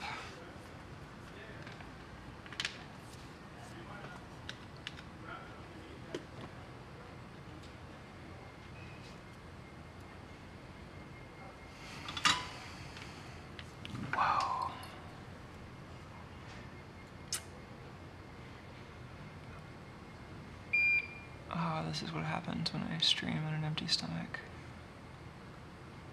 I'm just like, what if this circuit could be a sandwich? No, no, that would be unhealthy.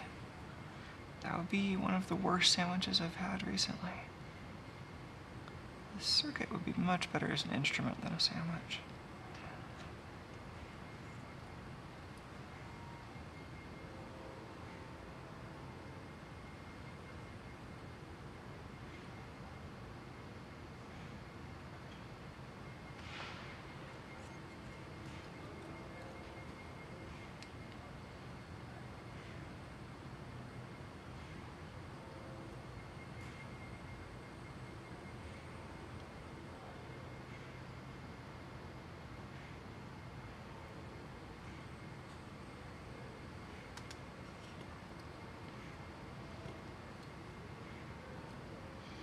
So many resistors.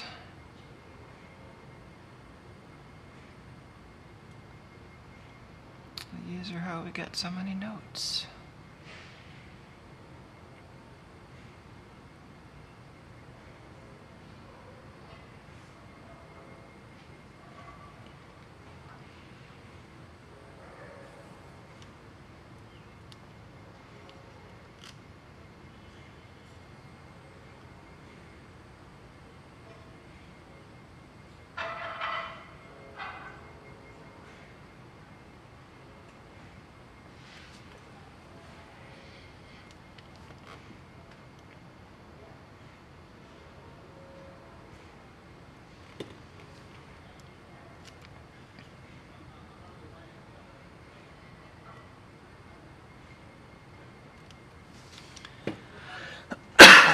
Excuse me.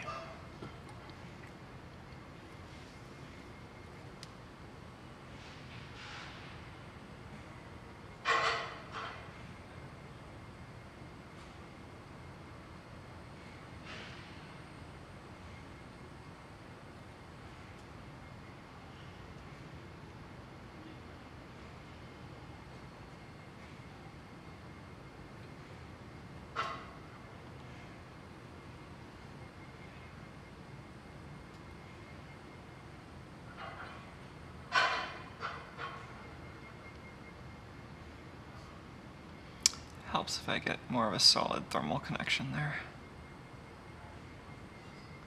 Less shaking, more pressure. I was mostly just shy about pressing because I don't want to melt a hole in my mat here. I probably should be putting this in a vise. I'm just being lazy about it. I'm trying to compensate by doing it quickly.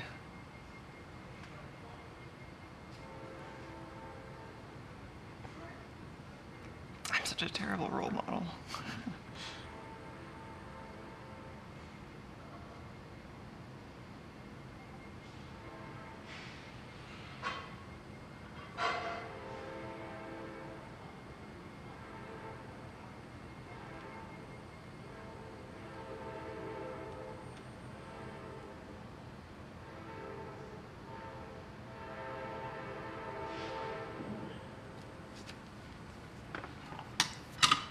Oh, while we're doing the soldering, let's maybe solder one end of the wire, and I can prepare the other.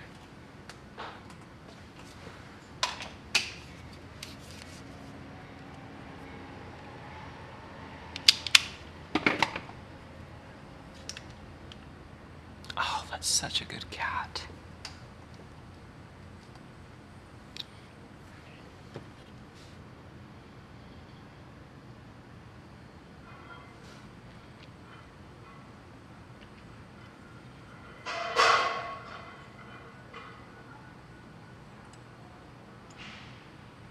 Let's use that first hole as a strain relief, I guess, and then the wire can actually go into the next hole. And this wire, like this nicer silicone wire, tends to be really good at wicking the solder through it for a while, so to some extent that's going to give us a gradient between stiff and not so stiff in this wire. And I'm trying to get the lengths on each side of the hole to be just the way I want them. Hi, train.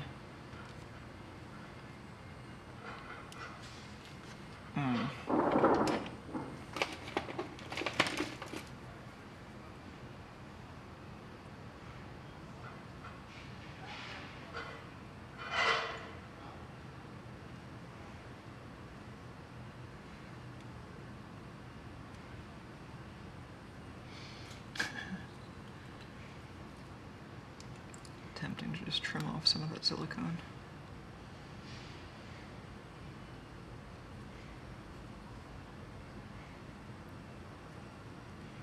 There we go. Good amount of strain relief and a place for an electrical connection. Let's do that under the microscope.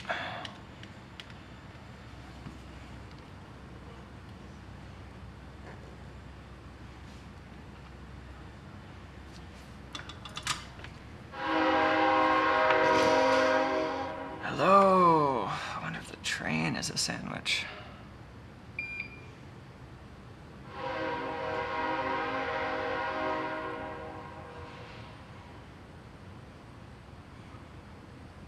I mean, with a name like train, you'd think it would be composed of many elements, each of which could be like the slices of ingredients in a sandwich. Clearly a train is isomorphic to a sandwich.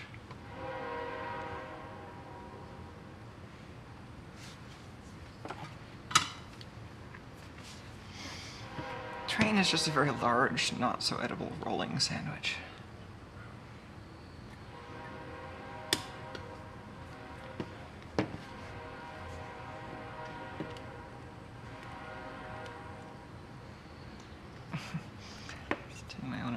And use this instead of my thumb.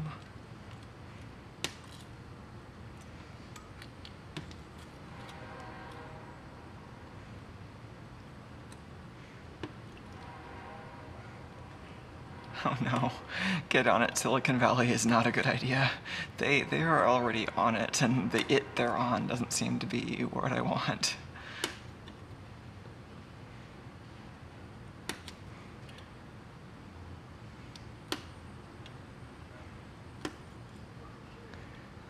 I like taking a walk to get a sandwich. It's just hard to do that during a stream, but then it's also hard to eat the sandwich during a stream. So I don't know that the delivery problem is really at the essence of this.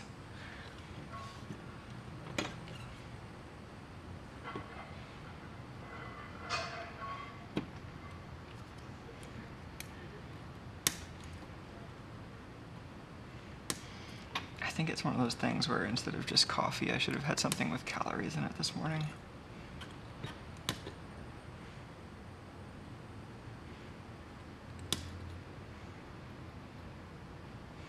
No, don't want that in my way.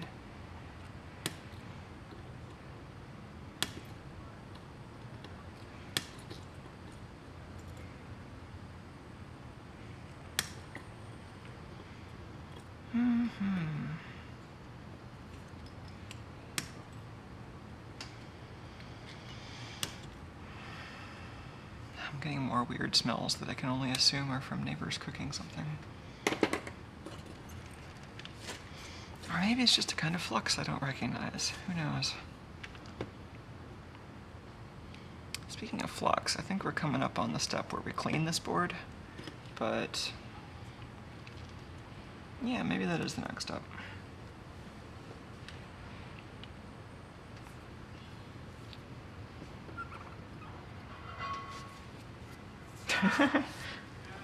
I agree with Vince's comment. It sounds like one of those Looney Tunes cartoons where everything looks delicious. Yeah. Speaking of things that don't look delicious, isopropanol and a brush. And flux. So a lot of flux is going to run off, which I don't want to just make my desk sticky.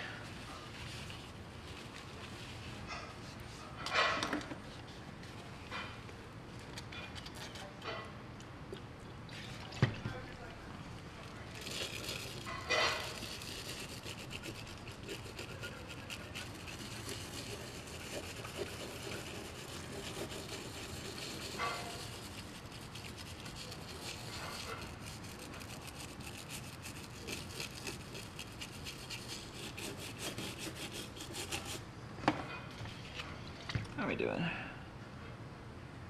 That seems good. Let's just give it one final rinse and then do the next side.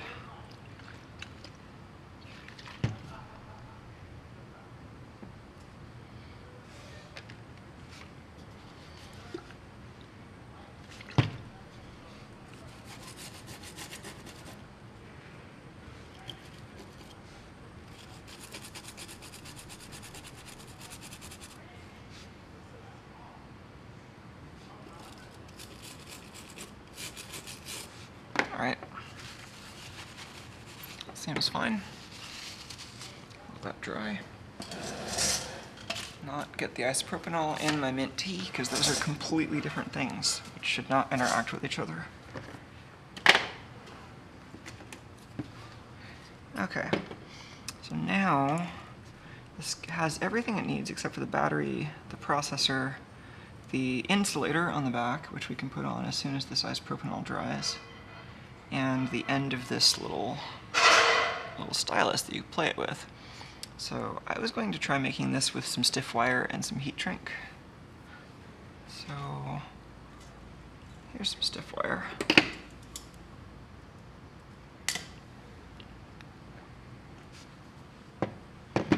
This is very similar to the stuff they gave us for this battery edge thing.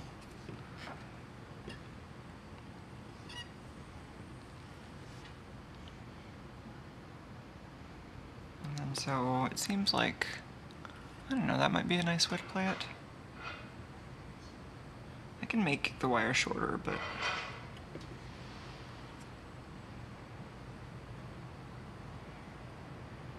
that seems like maybe a good length.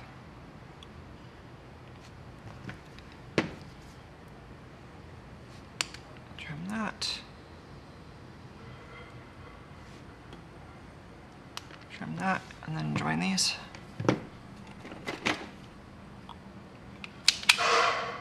Ah, this wire stripper is great. And I want to make a fairly low profile joint between these. So I'm going to try wrapping it around and then having it make an immediate... Oh, I should just strip more of this off. That'll help me make a better joint.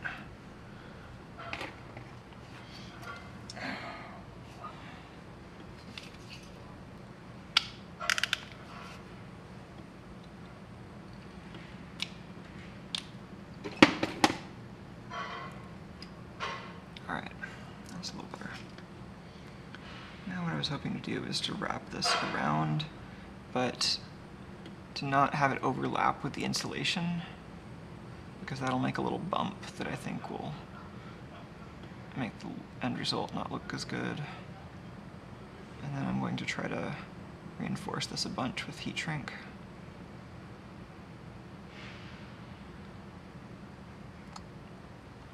So keep those kind of in line with each other.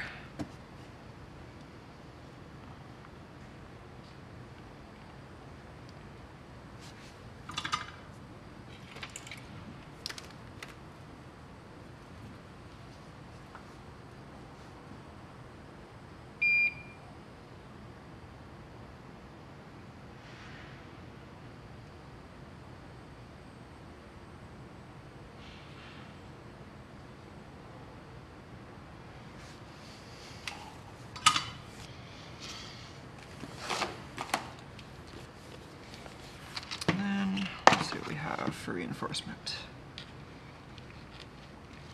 I have some white heat shrink that kind of matches this wire. This diameter might fit over the whole thing with some encouragement. Yeah, let's go with this. And then I'll use another layer too.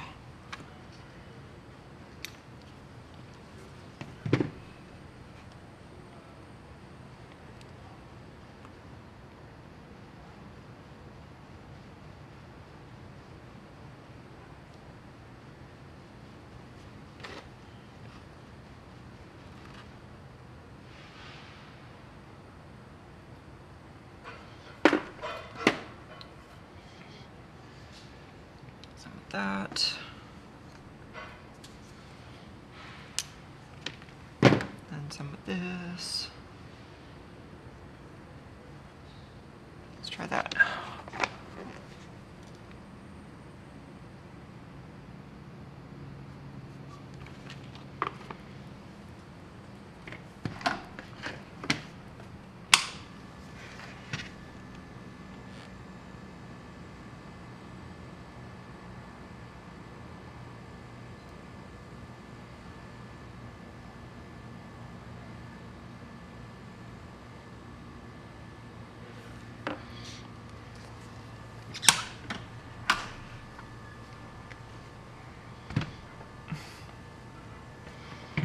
have a keyboard sitting up a little precariously close to the hot air gun. Alright, so there's my little stylus thing, still pretty warm. I can touch the keys. Board is nice and dry, so we have this piece already ready to go cut out. It's got a rough side and a shiny side. I'm going to use the rough side against the tape, since that might adhere a little better. And then for this, I'm just going to stick it on the tape and then cut out around it.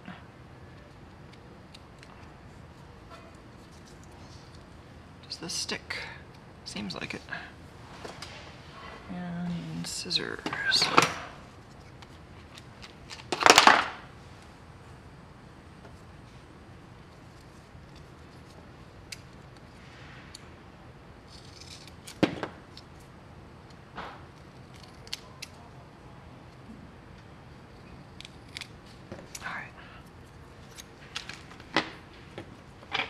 Now we have this little adhesive thing.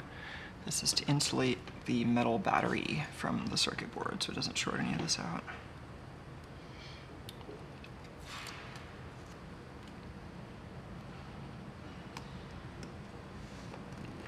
A little bit bold to put this on before testing it, but not a whole lot of places to go wrong, so I'm feeling lucky.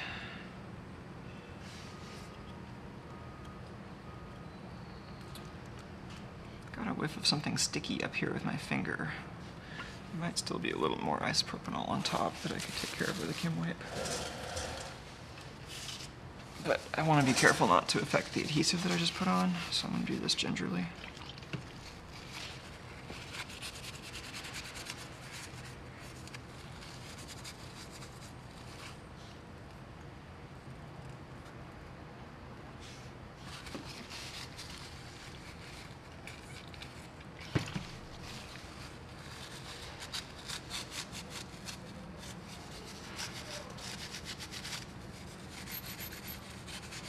Squeaky resistors. That's a new one. Oh, that seems better. I think we're ready to test this. This requires power and audio. Don't know how loud it's going to be.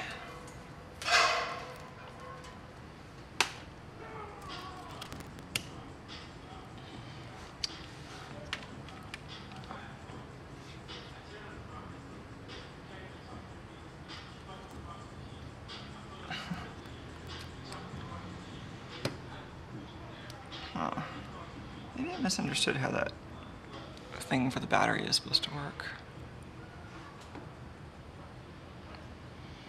Anyway, that seems fine. Let's put the chip in.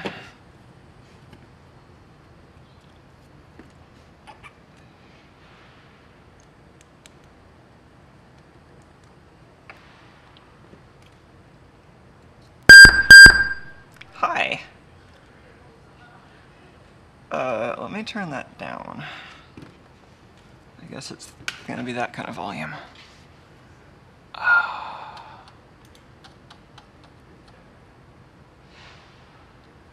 actually, maybe the analog mixer's a little easier for this one.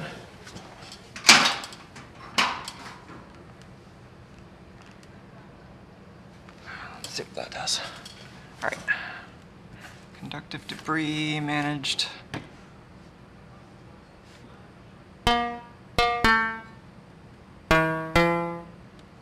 So what's this scale like?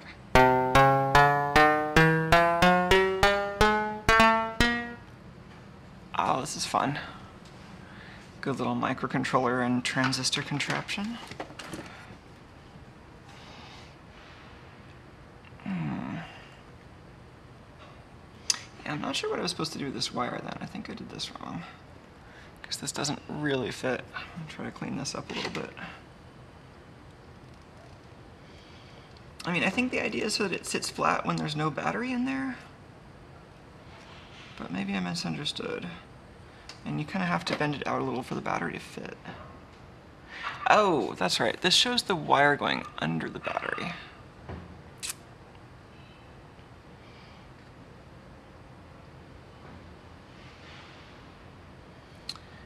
understand why you want the battery to be that tilted, though.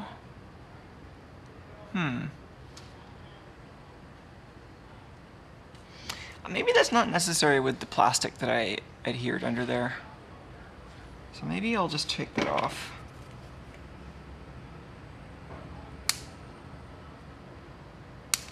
That might make it a little easier to deal with. Okay, let's put that aside.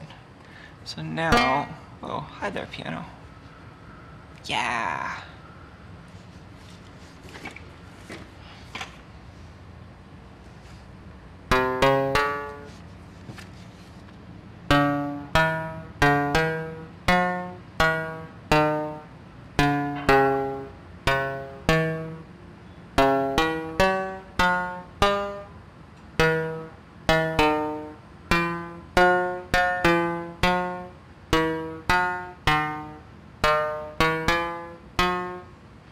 Yeah, I still don't really know how to make this make good noises, but it certainly sounds like a stringed instrument.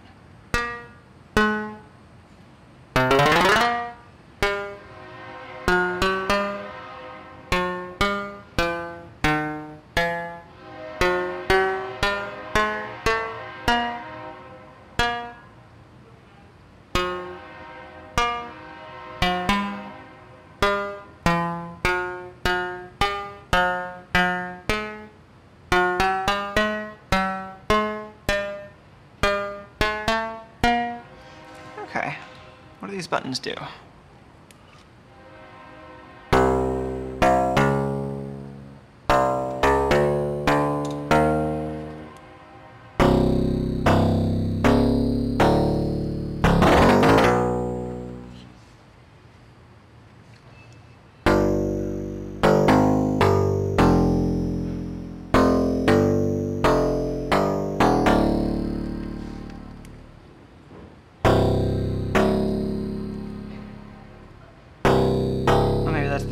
So there's the bass, then there's a higher octave, I guess. This is like a banjo or something, I don't know.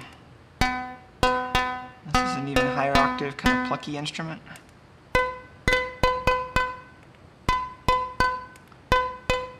Yeah, maybe these mostly just change the octave.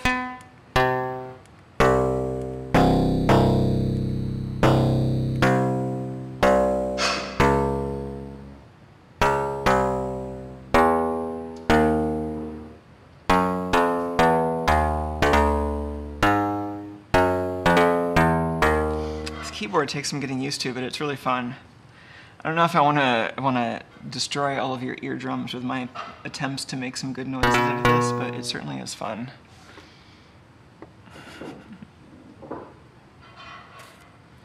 Oh, they're asking. So Urgento, I think, is asking if chords are an option. I think. Well, so you can kind of do like arpeggios, but yeah, this is a single input because this is just picking a voltage.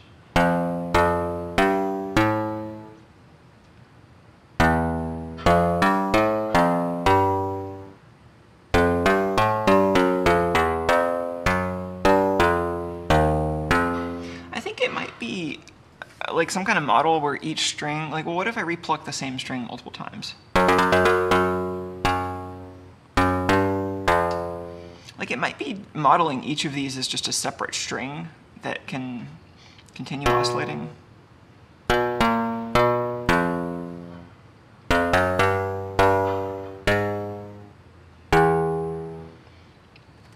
not used to having the lower notes on the right side. Am I using this upside down, maybe? Maybe it makes more sense if I use it this direction. Oh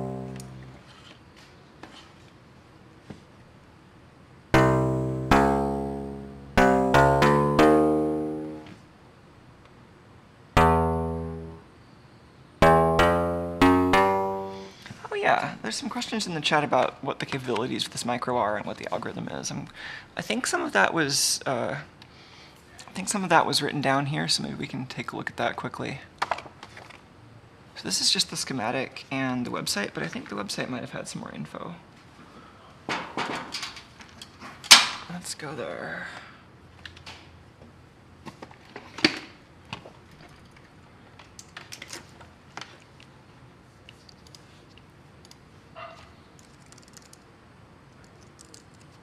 Is it a keyboard? I don't know. I'm gonna need to reboot my keyboard. That works. Boldport is probably something different.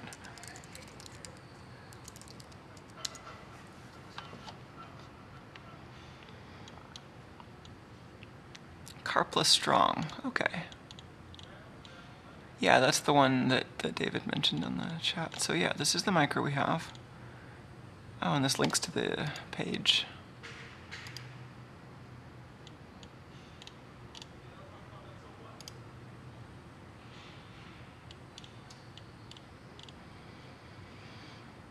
Yeah, we have only a 1/4 kilobyte of RAM over here.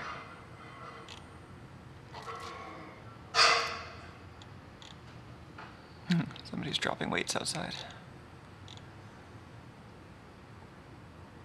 Oh, neat. The audio jack can be placed on either side of the board. Okay, cool. So the buttons are for octaves, as we guessed. Momentarily pressing both buttons will switch between acoustic and electric guitar. Pressing both buttons for longer will play a tune. Let's try both of those.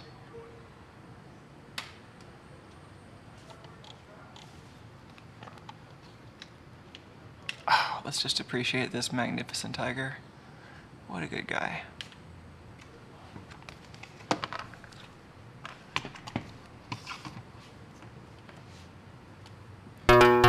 Oh yeah, so accidentally triggering it.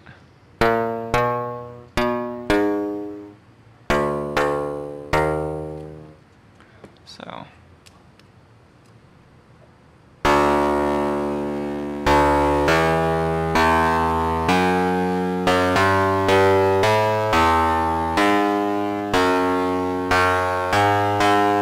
It's kind of a little loud probably, isn't it? I wonder if I can get different results by I think I had a kind of a weird angled tip on here. Maybe cutting it flat will make it a little easier to pick the note that I want. Let me turn that down.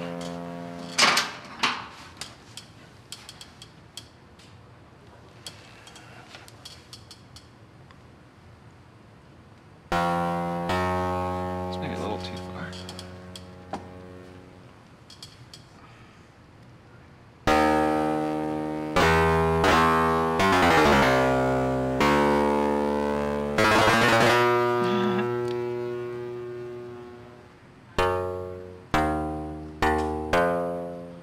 Alright, let's see what the built-in tune sounds like.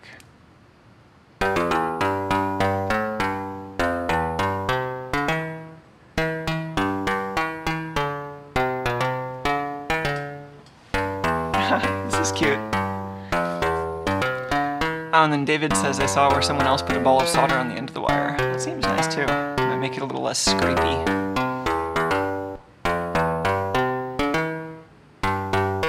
Or even maybe sanding it a little bit could help.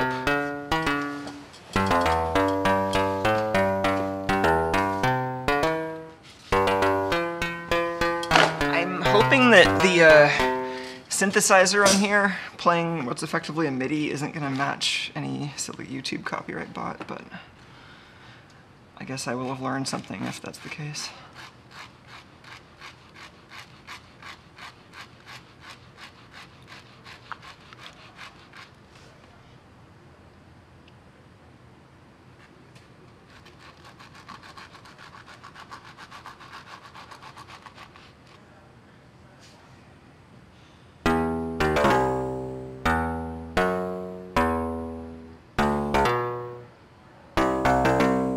Okay, well, I'm going to have to practice to learn how to actually play anything that sounds good on this, but it's pretty fun to experiment with, and I hope some of you enjoyed hanging out with me making it.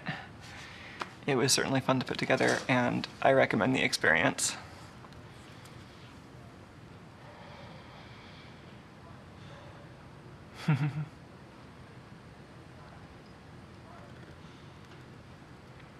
Cool Lantern says, I wonder if I can do anything more sophisticated than that and get weirder results. You mean with like the keyboard here or the end of the wire?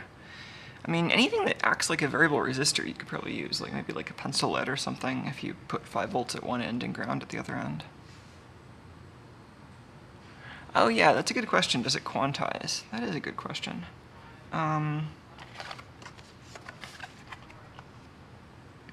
Yeah, so it looks like in the schematic here, so if you divide the range from 0 to VDD up into this many steps, then the very lowest one, so ground, that's what they're using as I'm not touching anything, but then the very next level is the low note. So I would kind of expect them to be quantizing, but let's see if we can do an experiment to figure that out. It might be the easiest way is just to grab a variable resistor and some alligator clips.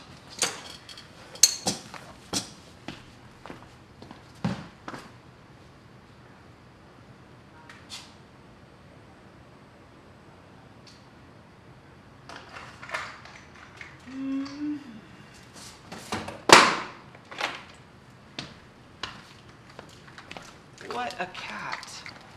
Oh, it's just so bright. The cat just needs to have his arm in front of his face. Alright, so it'd be nice to have something maybe around the 10K vicinity. What do I have here? Oh, this one's exactly 10K. How convenient.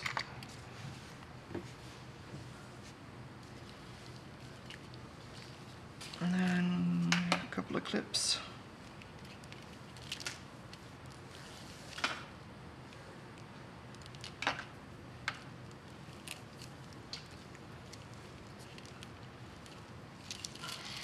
This can go to some convenient source of 5 volt power.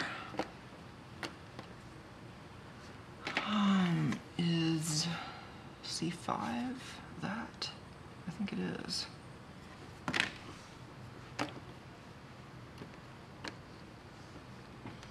C5 starring in its role as convenient 5 volt power source. Not as a short circuit. Let's use the other one.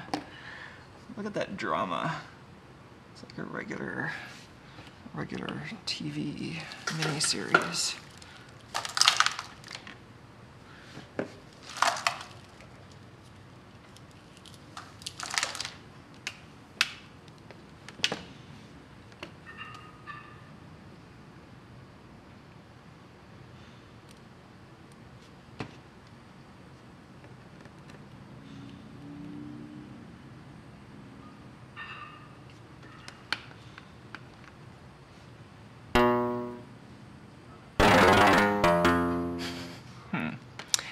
Touching it, probably not the best for its signal integrity.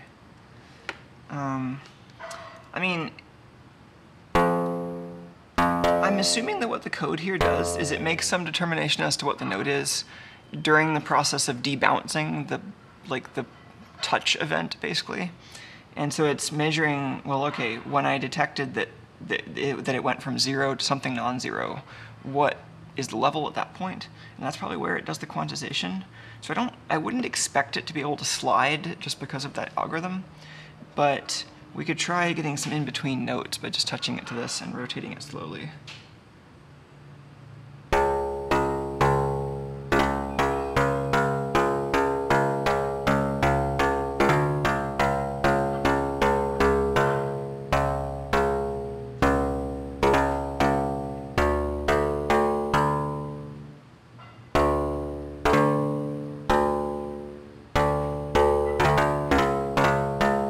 Very quantized.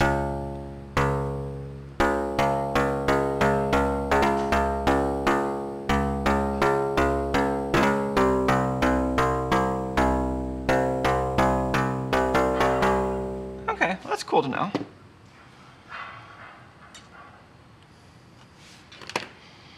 And that's kind of what I would expect them to do, because then the resistors don't have to be super precise. You can just use them to know which note it is and not to actually set the frequency of the note.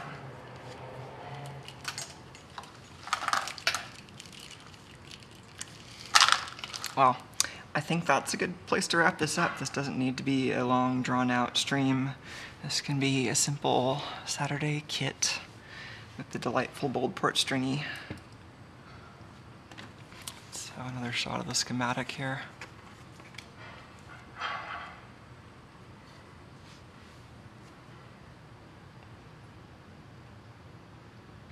Oh, interesting. So David is describing the algorithm a little bit. And it reminds me, it sounds like the buffer is kind of a digital representation of the string. They say the string sound algorithm is very simple. Basically, you have a buffer of wavelength filled with noise, and play the buffer looped while averaging the adjacent samples. The high harmonics stamp out and create that string-like quality. So it sounds like it's kind of simulating the wave, actually simulating the standing wave action of it reverberating back and forth at the edges of the stream, or the string. We are also at the edges of the stream, but that's a different thing. And I'm going to have fun playing this when nobody's listening to my endless mistakes, because I'm sure it's going to be noisy. Super fun, though. Thanks for another delightful design. Boldport and MadLab both created something delightful. Let's have a moment of cat as I end this. Oh, neat. Len points out that, or says that they remember messing around with the Karplus-Strong algorithm on their Apple II many years ago. That's pretty cool. Yeah, it seems like a fun algorithm, and it's really neat to see it implemented in this little tiny chip with 256 bytes of RAM. It's a good amount. You can do a lot of things in a quarter kilobyte.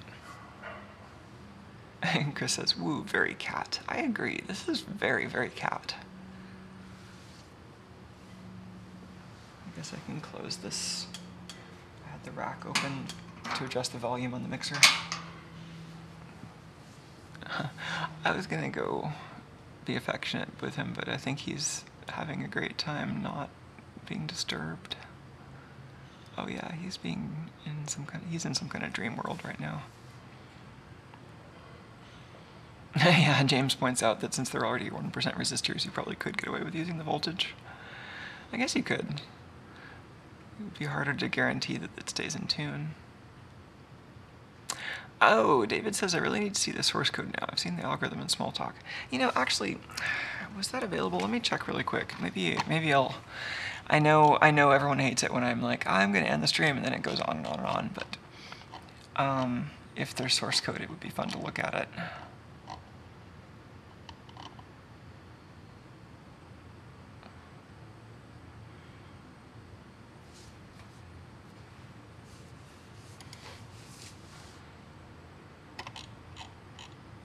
Oh, there's actually a pretty nice description in the Boldport repository.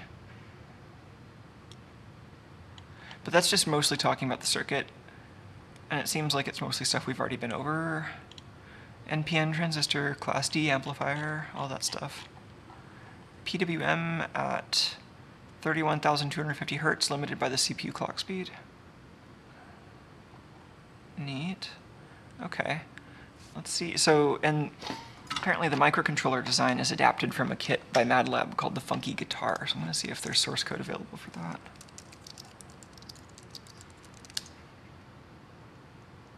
Oh, Chris is already pointing out the link. Okay, cool. Let's take a look at that really quickly. Thank you. Let's put the tiny cat in a window. Gitter, are you just going to draw a blank window? That's not what I wanted.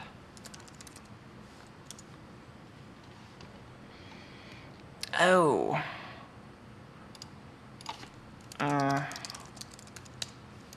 No, that was supposed to be plural. This used to be important, no longer is.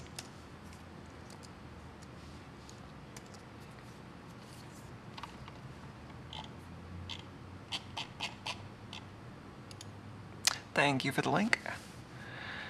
Oh, this looks fun. James Hutchby, thank you.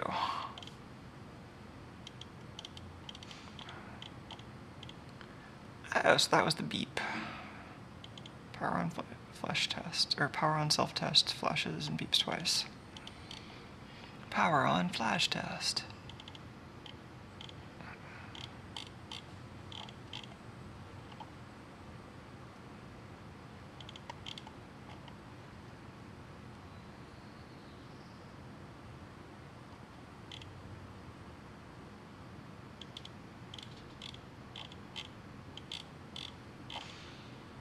Notes. So this is how it's tuned, with cycle count in a table.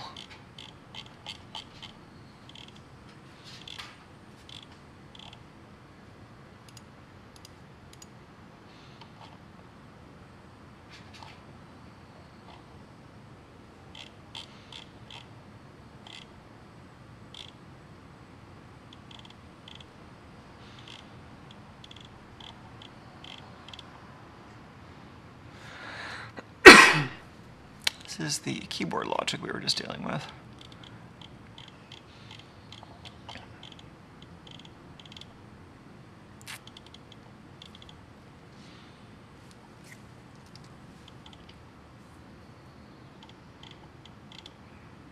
It's fun seeing pick assembly. I used to do a lot of pick assembly, but it's been a while.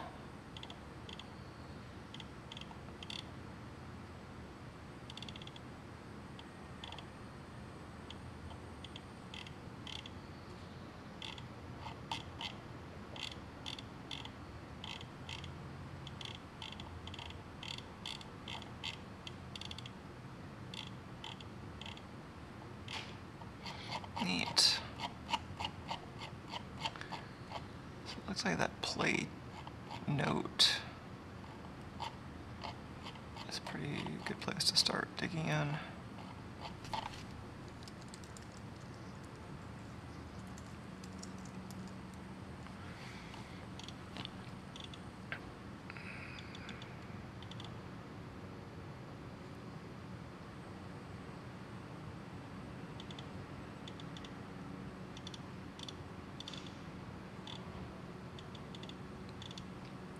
Line.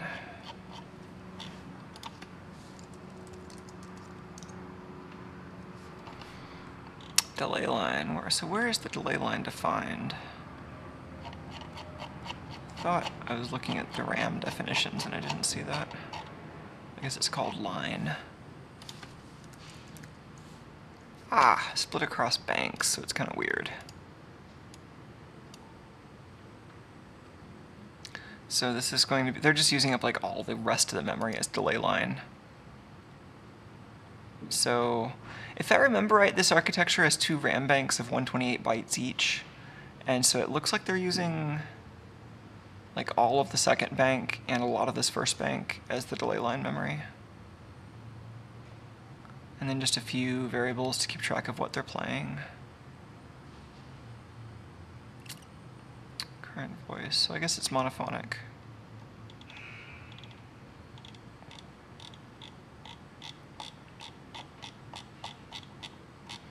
That's fun.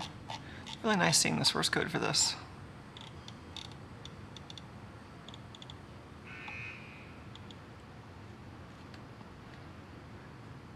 Oh, and a couple of tidbits from David, who points out a link with a JavaScript demo, it looks like, and then asks if I still do propeller stuff. Well, I haven't in a little while. I mean, I still like them as just a tool to have around to do stuff. I haven't kind of done anything super complicated with the propeller in a while. I used to do some kind of complicated, really weird stuff with it.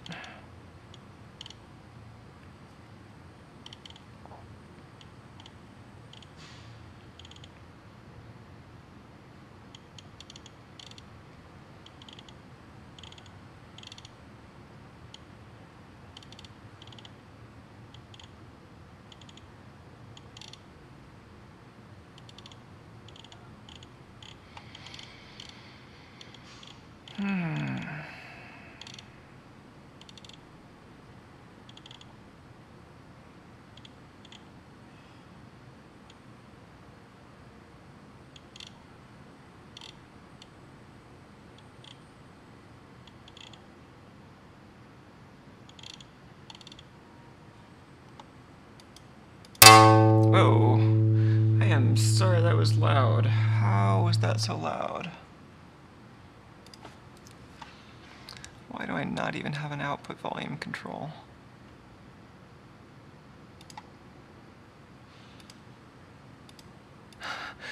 Okay, maybe... Oh, really? No volume control?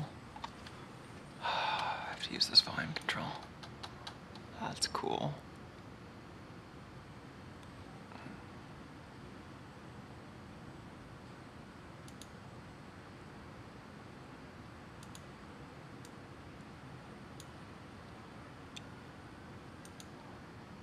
Just gonna turn this down by some decibels. I hope that's about right.